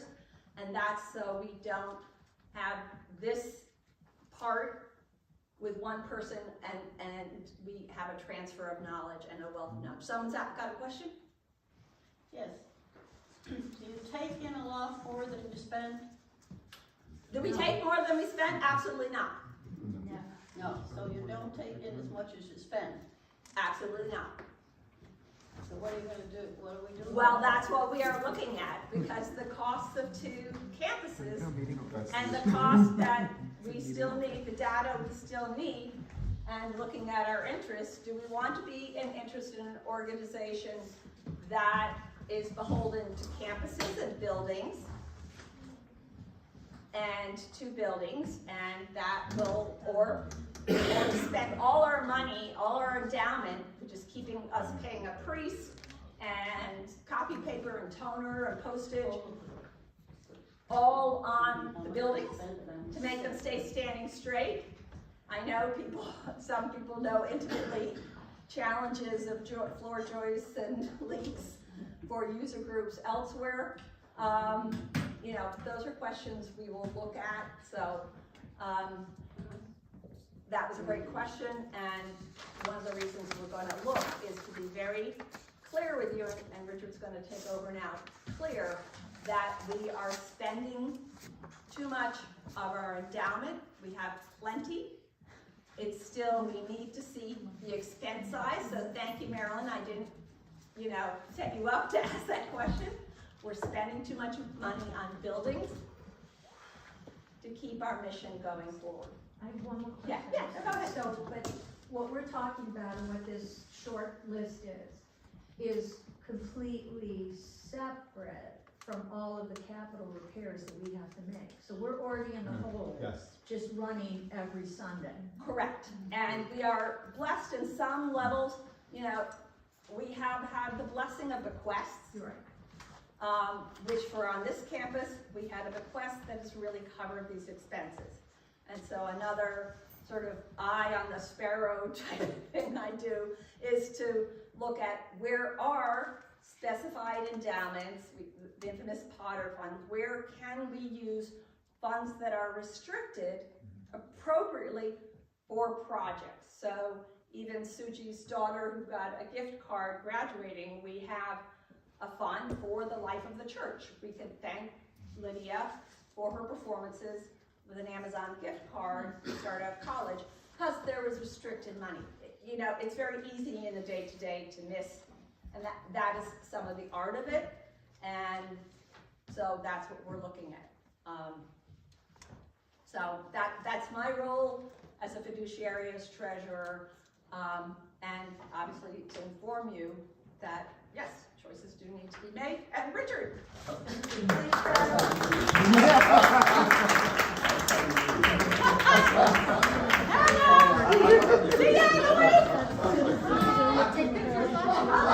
Thank you so much. I'm just laughing because I feel like I'm the cleanup hitter. I'm going to let you guys, anybody want to go get something to drink right now? There's not enough wine. Not enough wine in the world from what we're All right, we're all numbers, so now we're updating, so, yeah. All right. Does anybody, okay, we're good to go. You're still live, don't worry. Oh, we're still live? Okay. You're still live on Okay, live stream. I'll get started then. So, with that introduction, where did she go? she's got Oh, too, so, but All right, so I'm here actually to talk about the endowment, and Beth actually laid it out really well in terms of, obviously, we have the DIT and the Schwab accounts, and to kind of give you guys an update. But before I go into the update, I want to kind of talk about my role and what I do, so that you have the context of where I fit in and how this all feeds together. So first, you can consider me kind of the investment manager, or I kind of help invest the assets that we have directly, that we manage under Schwab. I take direction which comes from the vestry via Beth to me in terms of, Rich, I need X amount, and it comes to the Beth or from Kate, and I then, basically raise the cash, and then they take it for the operations of the church. Typically at the beginning of the year, they come and say, we're gonna need this much for our budget. Usually like they always say, it's $120,000. That's what they say. And I'm using that as and it's always more. But that we say, hey, we're gonna need this much, we'll raise it. And so the reason we raise the cash early in the year is so that we have the ability then to make our budget, and if there's market volatility, we know that we have the cash basically set aside for the operations of the church, which is the most important thing. If you think about what Hal talked about earlier in terms of the mission, the goal of what the investments are for is to basically support the mission, and what Hal and what Darryl and Cecile is to support the mission of the church. That's the goal and objective, and that's what I do. So now, where are we? We are very fortunate and blessed that we have now roughly, when you look at the totality of it, $2.9 million in total endowment assets. I'm putting into that total number the Diocese Investment Trust and basically the Schwab endowment assets. The Diocese Investment Trust is roughly around 30% of the total 2.9, the other 70% is the Schwab. The difference in how those are managed is very apparent. The Diocese Investment Trust, the maximum that we can take out, we get, is 5% per year. When you manage and you're running money for the long run, you actually do want to go no more than 5%. That is really the target. Now, when we look at the Schwab, and I'm going to talk a little bit about that in a second, we've been withdrawing anywhere from 10 to 13+%, 10+% per year. And where we've been making up shortfalls in our operations has been via the Schwab endowment. So when we come to a certain point, we say, hey, we need an additional $30,000 or $50,000 during the operations to plug in the number which Beth has spoken about. We basically come to the Schwab account. Now, when you looked at the numbers from 2018 to 2024, you saw that pretty much we're flat overall in terms of the total assets. Well, how could that be? Well, we've been fortunate. We've been fortunate in that we've been able to basically still grow the assets faster than our high 10% withdrawal rate. So I think last year, we were at 15%. So the point here is that is not sustainable. Because it's really 20% It's of all close our to, assets. yeah, it's a large percentage of our assets. So when you go to, look, do you want to just do the endowment summary? I actually don't even worry about the endowment summary. So the point here is that when I'm here to speak to you guys on is that, for today, I think we are good. We have assets. We have the ability to utilize those assets, and we've been very fortunate in terms of the returns that we've been able to achieve. For example, year to date, our investment assets are up, I think, around 14+%. And you can say, oh, that's really great. And you never know which year you're going to have a good year and which year you're going to have a bad year. But we've actually had some really good, last year I think we were up even more. But the point is that there will be bad years. And if there's a bad year and we're withdrawing at a very high percentage, like remember when COVID happened and the Fed raised interest rates? We were withdrawing, but the way in which I withdrew, and I remember Darryl came and asked me, he goes, Rich, you know, you have a much higher allocation towards equities because I was withdrawing down from our bond portfolio, which went down but didn't go down as much. And I basically really levered up our equities so that when we had the recovery, we did better. But honestly, that's a riskier strategy than just keeping it, which we really have it as 75% equities, 25% bonds and fixed income. But we did that intentionally so that we would be able to meet the church's needs. But when you look at the totality of the numbers, what we're doing now and what Hal has spoken about, what Darryl has spoken about, what Beth has spoken about is the ability of where we are now in terms of our spend rate. We're spending too much from the endowment. And if you say, you know, if we are now continuing on, assuming we have zero return for the next 10 plus years, we'd spend this down to zero. Now, is that going to happen? Probably not. But the point here is that we need to have that discussion because from a fiduciary standpoint, like if this race was my client, I'd say this is unsustainable. And you really need to slow down in terms of your spending because you really should be spending no more 4 to 5% of this per year for the longevity of the assets. But instead, because of the mission and because of what we're doing, we're spending at a higher rate. So I'm not here to ring the alarms and say, oh my God, the building is burning down, but it is to notify you that we are spending a high rate. Now, I could go through my 2024 investment report. You guys can read it. I'm not going to go through the details. Suffice to say, we've done well. Thank you. We're up well. You know, we are moving some more of the assets over to Schwab from the Diocese Investment Trust, which we will be managing. But the point of the matter is that I think, you know, we have to, as a congregation, make some tough decisions about the endowment will be here to support us, to support our mission, to support our goals. But we need to be clear of that. And then once we're clear of that, we want to utilize the assets that we have to accomplish those goals. That's the most important thing. The endowment is a tool. That's all it is. We make the choices. We do what's important. We accomplish the mission. So don't get fixated on the numbers. The numbers are the numbers. But we as a congregation have to come together and start to make some tough decisions about who we want to be and where we want to go. And we'll have the financials to support us to do that. And that's why we're here today.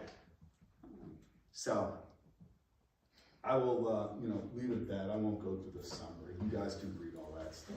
Oh, please, questions. I have a question on CDs. Yes, go ahead. Do you have CDs in part of the portfolio? So, great question. No, we do not. So a CD for all those certificates of deposits.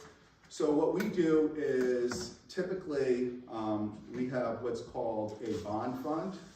And a CD is you basically have a guaranteed rate of return with your principal when the CD matures. The positive is that you will get your rate of return and the principal at a certain date maturity. The downside of that is that you're locked in for that maturity period of time. So let's say, unless you decide to sell your CD, and then when you sell it, you usually incur a penalty. You can get a higher rate of return investing directly in either a treasury bond or a treasury bond is a bond which is issued by the U.S. government, and they usually yield a higher rate of return, and we invest in a bond fund which basically invests in U.S. treasuries. That's the reason why we do it that way. I just wanted to say I was given some information on the CDs. Just as an example, you have, say you have a $50,000 CD. When that comes due, roll only over $25,000. Yep. So then the question would be, well, well, why not the whole 50? The thought is to put it in a 2-year. Yep. Because if the interest rates go down, at the end of that 1 year with the 50,000, what happens? At least you have part of it in a 2-year. So, that's it. So what you're describing is what's called a laddered portfolio, a laddered CD portfolio. What you do is you stagger the maturities of your CDs. You go 1 year, 2 year, 3 year, 4 year.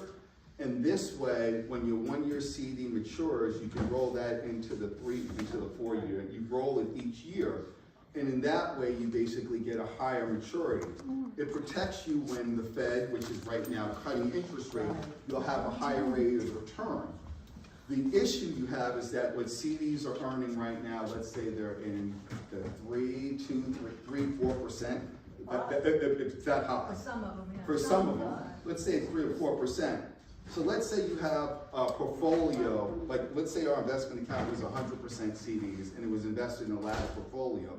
The issue you would have is that we would not be earning enough in a 3 or 4% portfolio to meet our needs. So that's why we've invested in risk assets, which are equities. So based on Barbara's scenario, will that be a higher risk factor? That would be a higher risk factor for us because it would basically lead to a higher erosion of principal. So there's the risk of, obviously market volatility, but then there's also the risk of principal erosion. So in this Barbara scenario, if you did that with CDs or treasuries or fixed income instruments, what would end up happening is that, yes, you would get a return to your principal, but based on our so if you're getting a 4% yield and you're withdrawing 10%, that's your erosion. What's happening for us right now is we're withdrawing 10%, but we're returning 15%. So we're still able to continue to grow. And also with a laddered CD, you're not liquid. That is correct. You have to wait 2 years, 3 years, 5 years, You're even correct. if it's rolling, you That is may correct. be That is 18 correct. months without access. That is correct, but you're not liquid, but you can sell it, but there's usually a penalty. That's correct. Next and next. I think that once they rent that place Mm-hmm. and possibly have something to make money, they might try to balance the budget. I mean, it might be impossible, but I think they should be getting pretty good rent for some of the stuff they're renting out. I think that is something which that is considered, but I think you also have to think about the fact that we have a significant amount of deferred maintenance. Deferred maintenance, which has not been done, we're only giving you the operating numbers for what we need to operate on an annual basis right now, not the additional floors, all the different deferred maintenance that needs to be done. So the additional cash in stream is needed just so that we can help with that. So I just want to point out, as far as important and valuable data sets, our financial profile is incomplete from the perspective of someone on the arts and asset team, because the good news is we have valuable assets in stained glass, in our baptismal fund, we have an Albert Dürer item in one of our churches, and we don't have that added into the financial portfolio.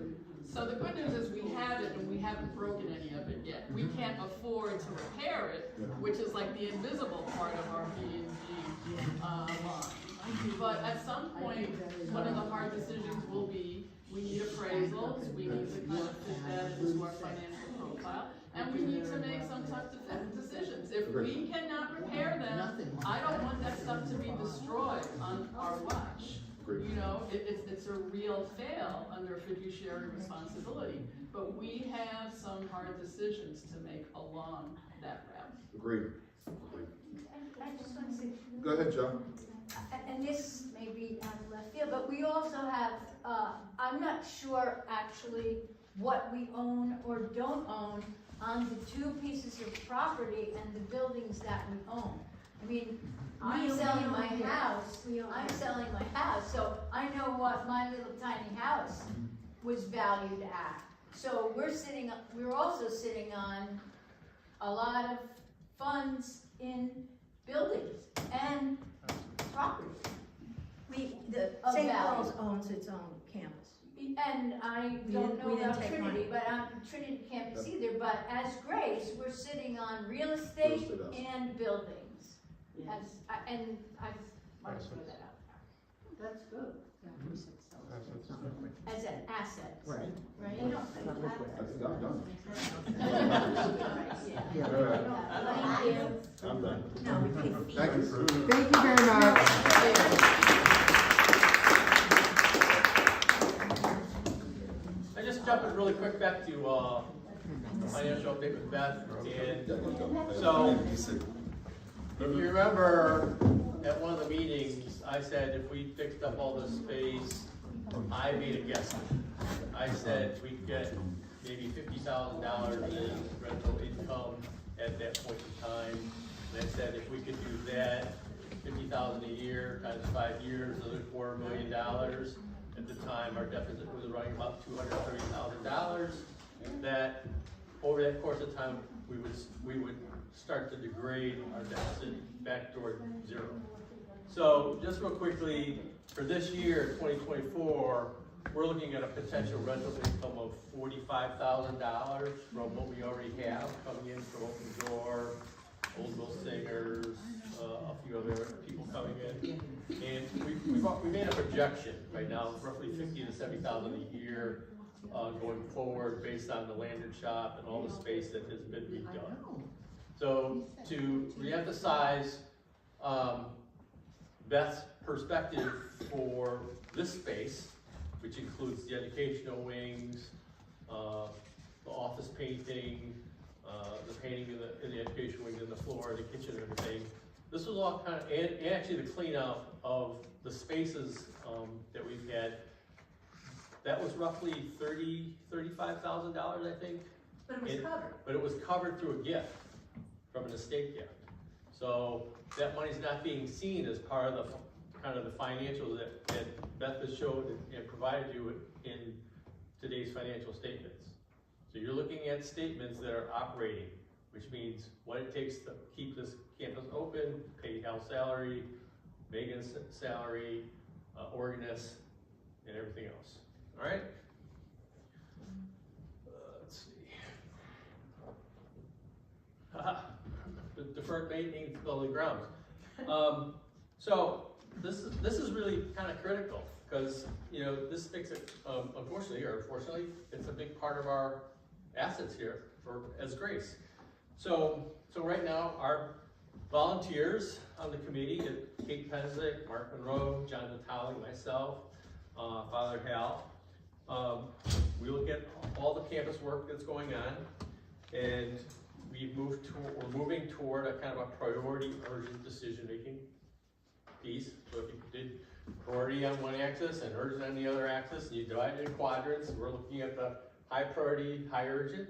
And if you look at the financial picture that Beth provided, we budgeted roughly $74,000 for capital improvements this year. We've spent $50,000 of that. So if you think of what we're looking at, let's see, which is better. Oh, it's gonna load. All right. So I put this together. I'm gonna sit down because it's easier to drive. So it may be hard to read. If you want copies, I can give you access. But I started this just recently upon a discussion with the vestry. It's like we don't have a good picture. So this is becoming the vestry dashboard of where we were. Yes. And I picked 2022 because that was in the merger. We were doing all the work on the rectory in anticipation of Father Hal's calling. But it's just a starting point. I mean, if we went back, it would be huge. But, so we did directory readiness in 2022.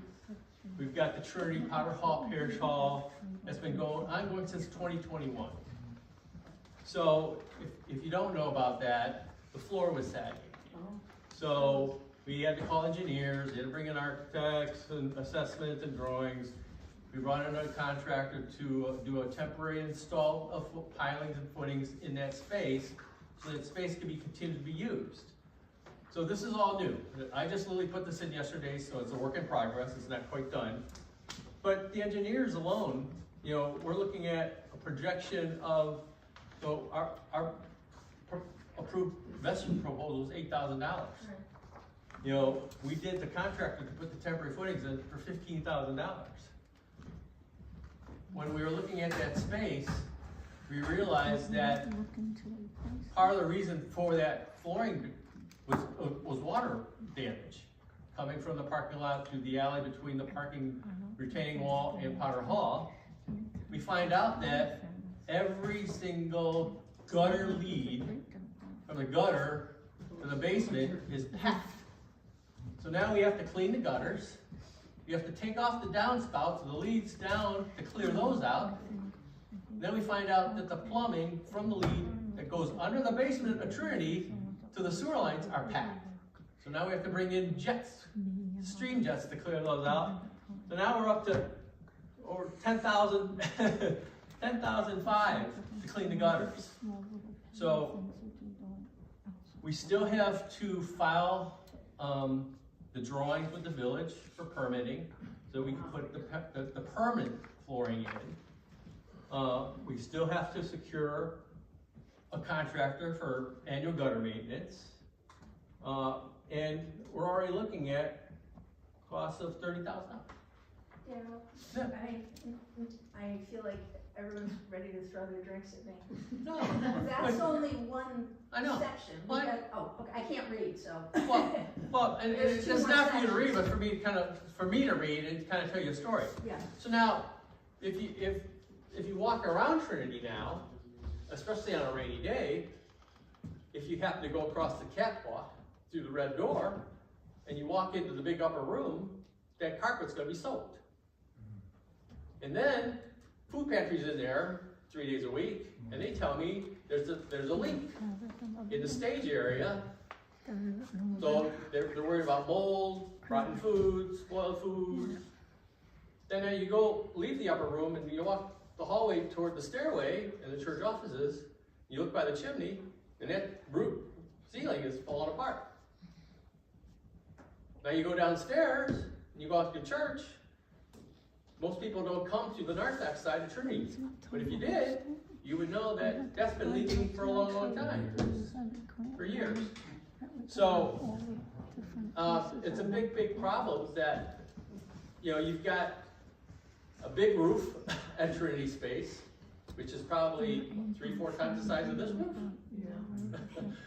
But even if you did a partial, if we're looking at $100,000 to do this roof, you're looking at least $100,000 to that sector roof at Trinity, which would cover the whole back wing of over the kitchen, custodial closet through the stage. So that's just a tidbit of deferred maintenance. And we say deferred maintenance, you know, this isn't on me, it's not on the vestry, it's not on you.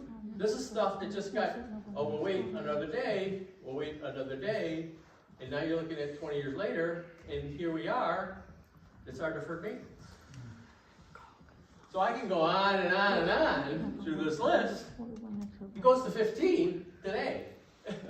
And so quickly, you know, I mentioned the northwest roof here. I mentioned the stage door catwalk chimney hasn't been started, which is part of the leakage for food pantry. And now we're going to get down all the way down here. And most recently, if you happen to walk from the parking lot and down the stairs to Highland Avenue, if you looked at the retaining wall at the bottom of the stairs, you'll see that there's a crack.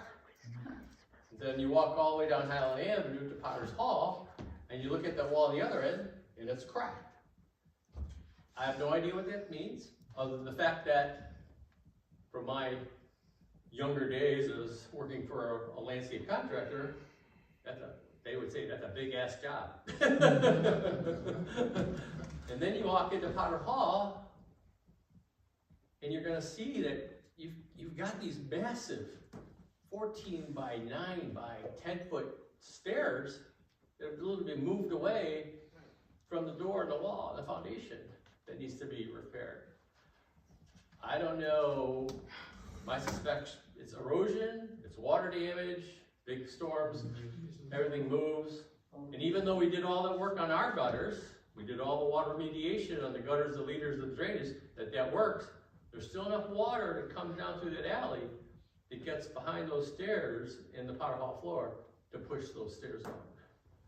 That now has become an urgent priority project. And I have no idea what that's gonna cost. So historically, go back, well, Austin Village State widened Highland Avenue. Did they have an effect? Possibly, but what remediation is gonna happen by making that phone call, you tell me. Where's that gonna go? It's gonna be on us, I'm sure, to fix that. So, not to, get too far into this, but, I don't know if I'm gonna be get out of here. Oh well. Anyhow.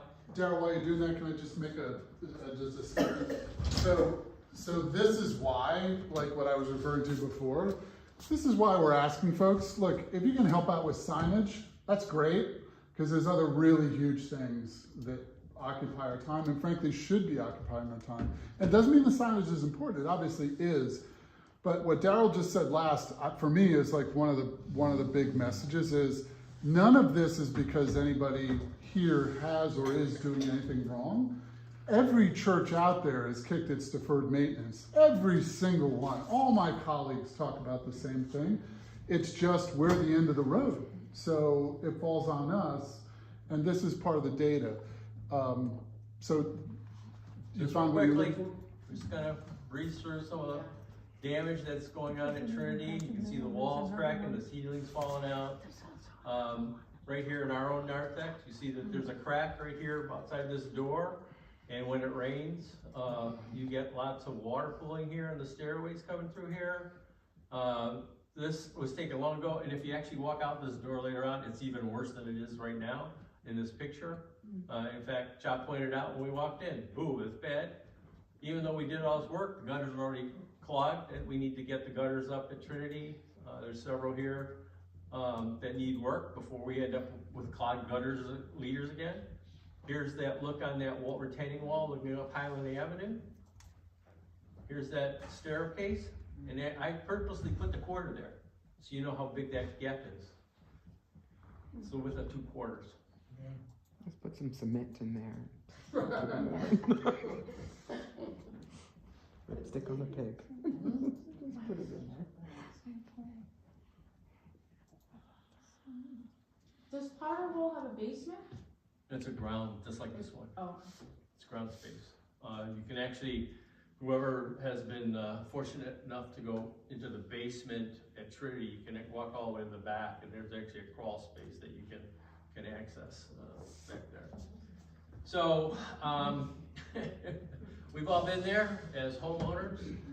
Maybe you've been there and done that thing, or you're still home or looking at that thing, where you've been in the house for a while and you're trying to make some decisions, and you know, maybe new roof, maybe new front porch, maybe new sidewalk, new driveways, you got water damage, whatever. Well, the same thing's going on with both campuses here. And if you look really closely, you park in this parking lot, you come in this walkway, look at that retaining wall. The retaining column right at the corner of this wall is on an angle with a gap about that big on it. If you go and walk around the church, all these windows need to be reglazed or reset.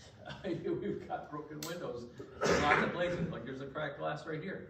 I mean, these are the little things that we would look at, and you'd have to say, well, how watertight or how weather tight do we want our church to be? What are we gonna do?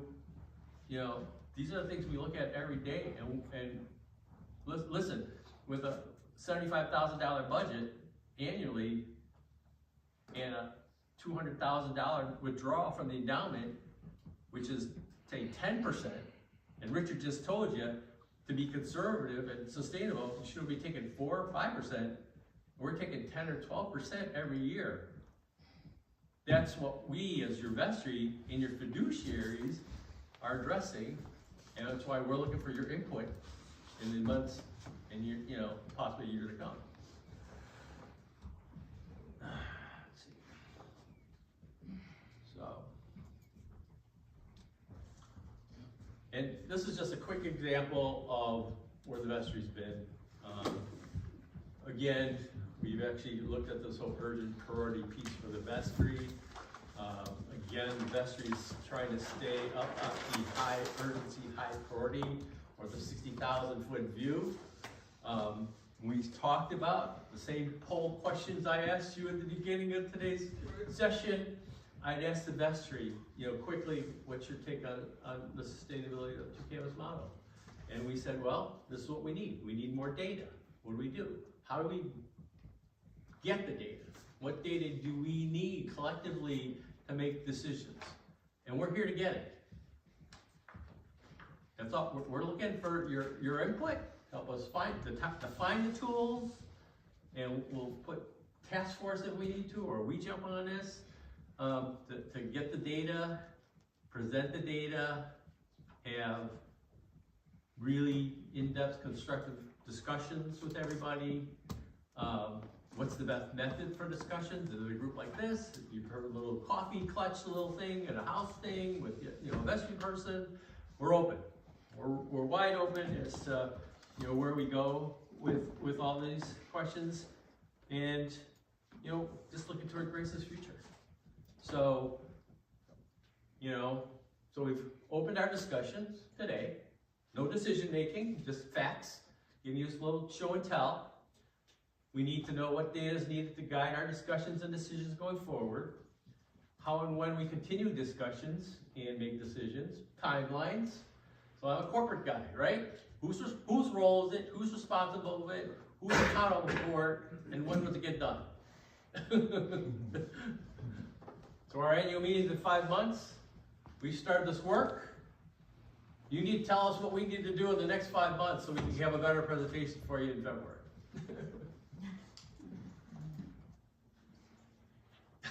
And can I jump in at that point? You can finish this, Matt's. Yes, So, well, Do we need to maintain both campuses? That's a question. That's a great question that we're gonna hopefully look at. Or do we need to maintain any campuses? Cool. I remember during one of the processes we did, what was the last one called? Holy Currencies, yeah. We had little groups around card tables, and we were moving around and talking about different things. And I was moderating one of those little groups, and somebody came to the table. We were talking about sustainability of the two-campus model and our costs and all that. And this person said, "I just want to go to church with people I love." yeah, And I was so, this could be discouraging. yes. It could be very discouraging. But you know what really encouraged me today? I was back there and I looked around the room at the different tables, and nearly every table had people from Trinity background and people from the St. Paul's background added. Okay? That made me so happy. And I'll go back, I don't know, at least 10 years before a merger was on the horizon, when Sue and I would look at the demographics even just of St. Paul's. Back then, we were doing fine then, but I was having fewer and fewer Sunday school students. The last of them came through, and you could see the trend nationwide about churches that you've talked about. And Sue would get despairing about this, what's our future? And my feeling was, where I got to was, worst case, 15 people in the living room. It's the faith and it's the people for me. So that's my comment. Thank you for the plain talk about our challenges. That's not actually unheard of. There's small communities that do stuff like that. And they don't have a brick and mortar. Carolyn. You know, you have to maintain a house. You have to fix the steps, and you have to fix the roof, And if you live in it for a long period of time, You have to do it all over again. you have to do it again and again and again. And you have to paint, and you have to, you know, rid yourself of the clothes that you don't wear anymore, and you have to do this, that, and the other. And it's one thing to love your house and to love the people, but it's still the maintenance that has to be done so that you can continue to love the people, be with the people, and see the people, because otherwise your house will fall down. Your kids don't have anywhere to come back to. So you have to take care of the maintenance of your building.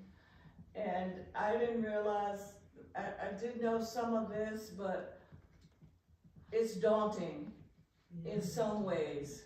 But you know what? We do everything we can. This church is the most amazing thing to me. I cannot tell you how wonderful. I've been here 35 years. I've seen many people come and go, and a lot of people have, you know, left us, but the people who are here are gonna get it done. We're gonna get it done. Yep. Okay? Just one thing to say. In time of despair, and sometimes it seems bleaky, having a leader who is inspirational and motivates us is very encouraging. And for me, the priest in charge, that datum point that we look towards to say, you know what, we have some issues. Everyone has issues. Everyone doesn't have a leader, true leader, that can lead us. And it's incumbent upon each and every one of us to do just a little something to make things seem brighter. Even if it's bringing a plant to church on Sunday and put it there, it's maybe $18 or $8 or $10. It is something inspirational, and that we can give the priest the impetus and to say, you know what, I'm going to keep moving forward, because not speaking for the priest, but I'm pretty sure he goes to bed at nights and said, Laurie, and I think what is encouraging is to see that we rally around him and to say, look, we are behind you, just lead, and we'll just do our part. Thank you. So if I can thank you. If I could just jump in at this point, because honestly, it's one of those situations where, you know, if you hear 2 or 3 people say something, you kind of wonder, maybe there's a lot more people feel this way. So I want it on the record that people that are in the know about some of these details have approached me privately and said, hey, you know, what do you think? Like, this is not a usual priest situation, and this is kind of rough stuff, and, you know, to be blunt, are you going to stick around? Are you going to bolt on us, or what? And my answer to that person, I am very happy, and Lori and I are both, to say this to you. This does not scare me. This is part of my background in terms of real estate and program development and development of organizations. But honest to God, more than that, this is my personal belief. My personal belief is what grace is honestly what the country wants. I think the country is going to eventually get sick and tired of the divisions and the separations and all that stuff. And this parish brings people together of different cultural backgrounds, racial backgrounds, political backgrounds, geographic backgrounds, religious backgrounds. And I think this parish, honest to God, is exactly what the country wants. I mean this when I say it, I think Grace's future is incredibly bright. And Lori and I aren't stupid. We're not about to leave and leave this. This is great. No, this stuff is challenging, and you can see now, like, our challenge, right? We had to rip the Band-Aid off a little bit, and that's painful for all of us. But we're not lying to you when we say that, you know, Grace's future is really bright. And I just want to add this one other little bit, which is, don't assume that let me put this personally. I don't assume yet that the solution means selling a campus. The best solution may be leasing something to someone long-term on what's known as a triple net lease. So a triple net lease is you lease space or building, and the tenant has to pay everything. The tenant pays repairs, taxes, maintenance, utilities, everything. The landlord pays nothing except gets a check. And you might say, well, how feasible is that? Well, I don't know if you've heard about this example, but it just came up in the last week, and it's pretty shocking to me because I never thought this group would do this. And if they could do it, it's one of the data points we need to consider. And what am I talking about? If you have a subscription to the New York Times, to the Wall Street Journal, type in Vanderbilt University. It is now, I had no idea this was going on. It is now public information that General Theological Seminary, the Episcopal Seminary in New York, has entered into an agreement with Vanderbilt University where they are leasing their seminary space to Vandy for 99 years. And I'm sure it's a triple net lease where Vandy, it covers everything. That is going to be outrageously profitable to General Seminary. I'm not saying that they're not still using space. I don't know the particulars. If you've ever been to the cathedral and looked at the cathedral and noticed that beautiful modern apartment complex that's right next door, that complex is on a 99-year ground lease, meaning the developer had the legal right to develop that building, pay for it all, maintain it all for 99 years. And at the end of 99 years, that entire building and complex goes back, becomes the property of the Diocese of New York. It is going to be a fabulously profitable situation for the diocese. And part of what the data I want us to look at is explore all options before we default to just kind of panicking and selling. And now we got a great model, right? We got one of our leaders, General Theological Seminary, that's doing something. So yes, I just as one of the presenters, I have to tell you, I got, butterflies in my stomach. This is not a fun topic to bring up, but all of us, even as a priest, fiduciarily, need to bring this to your attention. But I and others are not lying when I say to you that the future of grace is bright. But we got to start processing some of this stuff now so we get it as a little wave and not as a tsunami 5 years down the line that just forces us into bad decisions. We're not being forced into terrible decisions right now. We're making investments with the endowment and starting to look at what's the cost-effective repairs and other things.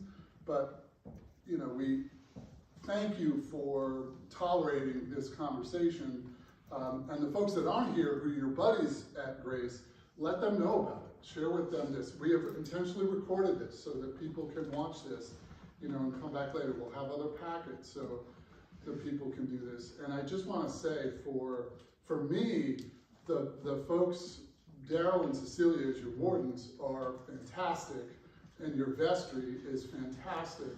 And just to let you know where this sort of goes, you may have seen this before, the priority urgency quadrant. So this is like what's super urgent, super priority. So this doesn't mean it's unimportant. It just means it isn't like burn the house down urgency, but it's not the biggest priority. Who handles those tasks within Grace? It's the ministry leaders. I'm not saying the altar guild is important. I'm not saying that loaves and fish isn't important, but they handle their day-to-day operations. There are some things that come up that are a very high priority, but not a high urgency. That's Tina. There are things that are very urgent, important, but not sort of a priority right now. That's stuff where the wardens, buildings and grounds, the priests and wardens we're dealing with. And this one, very high urgency, very high priority.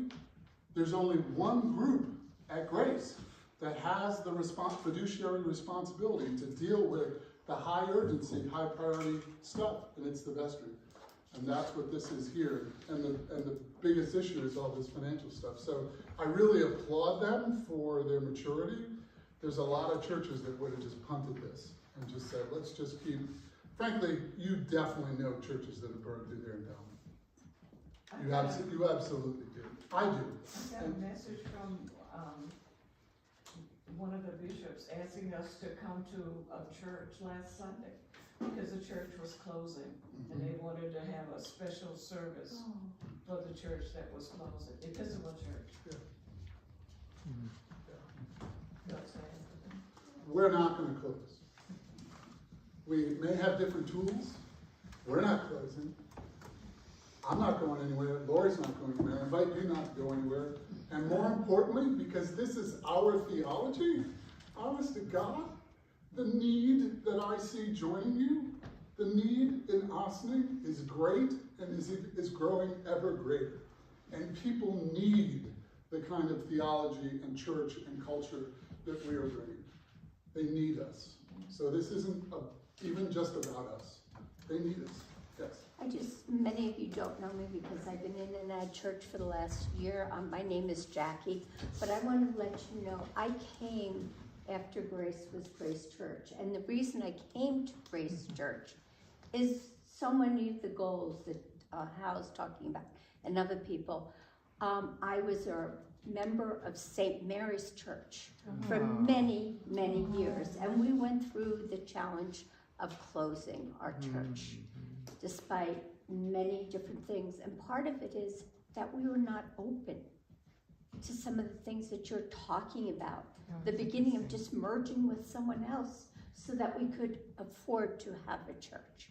So I really applaud you, and I am so grateful to be a member of Grace Church that is looking beyond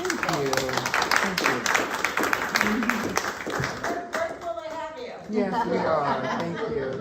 That's interesting. Thank you. I just like to make a comment. Since I moved to Georgetown, on occasion, I run down to St. Mary's and if I can't get down here for some reason, because it's really close by. And I happened to go there a couple months ago, and they were talking about a potential merge, and they're really floundering, and they're talking about merging the church Old Granite Springs Road. And now Church in Katona is interested, so now they're talking about possible 3-church merge. And I could feel their pain and frustration, so the gentleman in the parish that had spoken, I went in to speak with him after coffee hour. I said, we've been there, done that, it's still going on, how can I help? So I've given him a little information, and I'd like to share some of what we discussed today. Please. When I go back and keep in touch, because they're absolutely have no clue what to do. And they can get stuff from the diocese, but it's not the same as when you're living it. And I said, it's been very successful because people really reached out to each other. But I'd like to share more with them because I think it can be valuable. Yeah, and that's a great point. And just quickly, what that reminds me of, not as pressure, just as, because it doesn't add to our pressure, but just as opportunity. And this is very, very good. The other group that we can have a huge impact on is not just Ossining, but honestly the Diocese of New York. The things we are learning are absolutely, you're hearing it, like I didn't know these 2 comments were going to be said, really can help other people, and we're going to share everything we learned, the good, the bad, the ugly. So do you want to close, Joe, with Bishop Matt speaking of, this came out when? 23rd September, for your reason.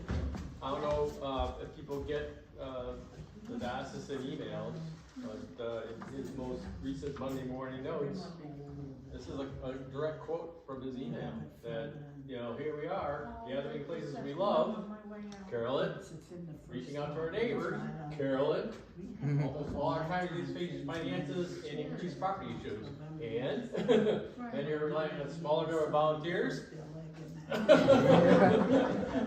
a heavier and heavier workloads. But our faith through this life can be exhausting. So the diocese recognizes it, the bishop recognizes it.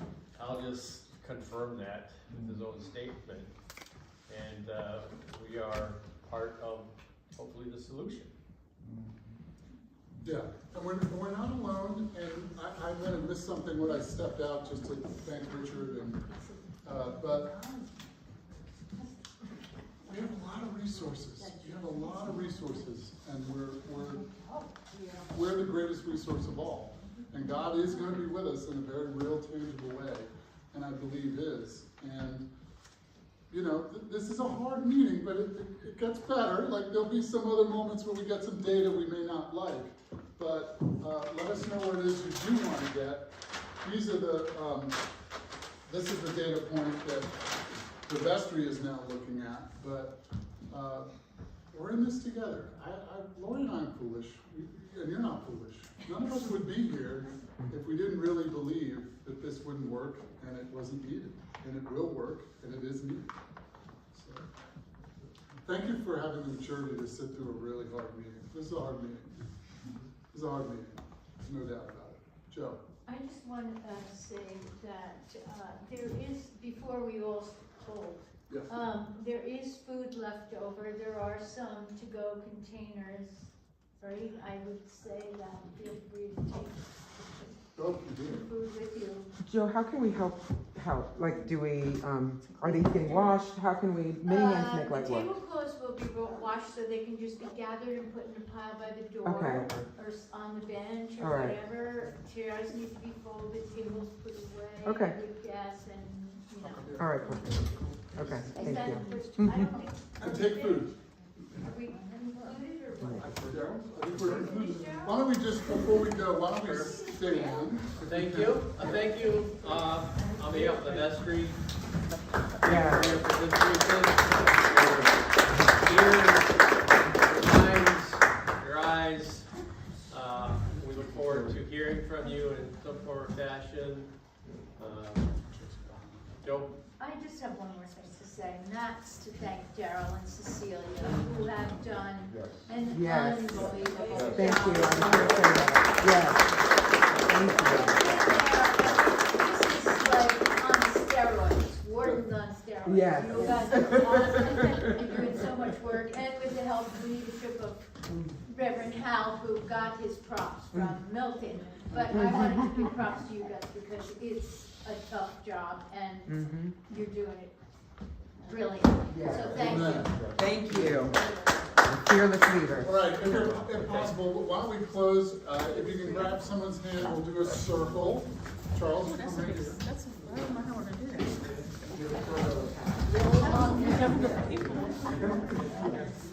Your hands have to lengthen.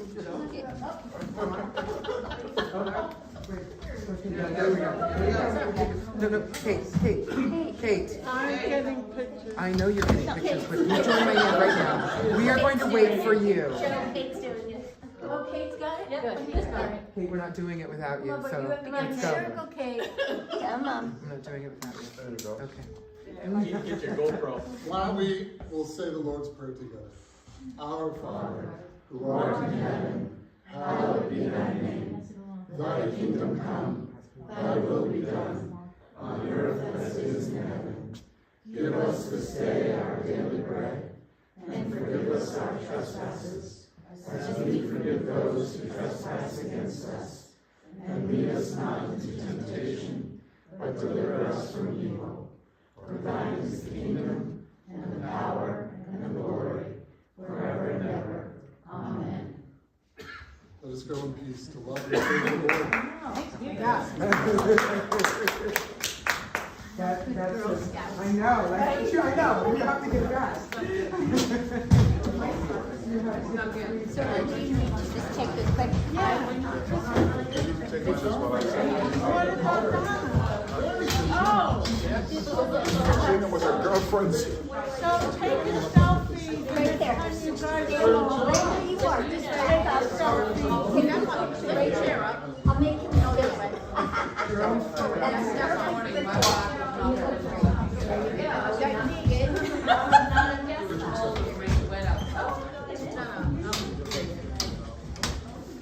I'm just going to say, I'll Make the switch places. Absolutely. a perfect result for that. Wow, you're moving fast. Got a glass of wine today. What's going on? What's going on? All right. Okay, let me turn this off. What's in that trap door? Do you need information too?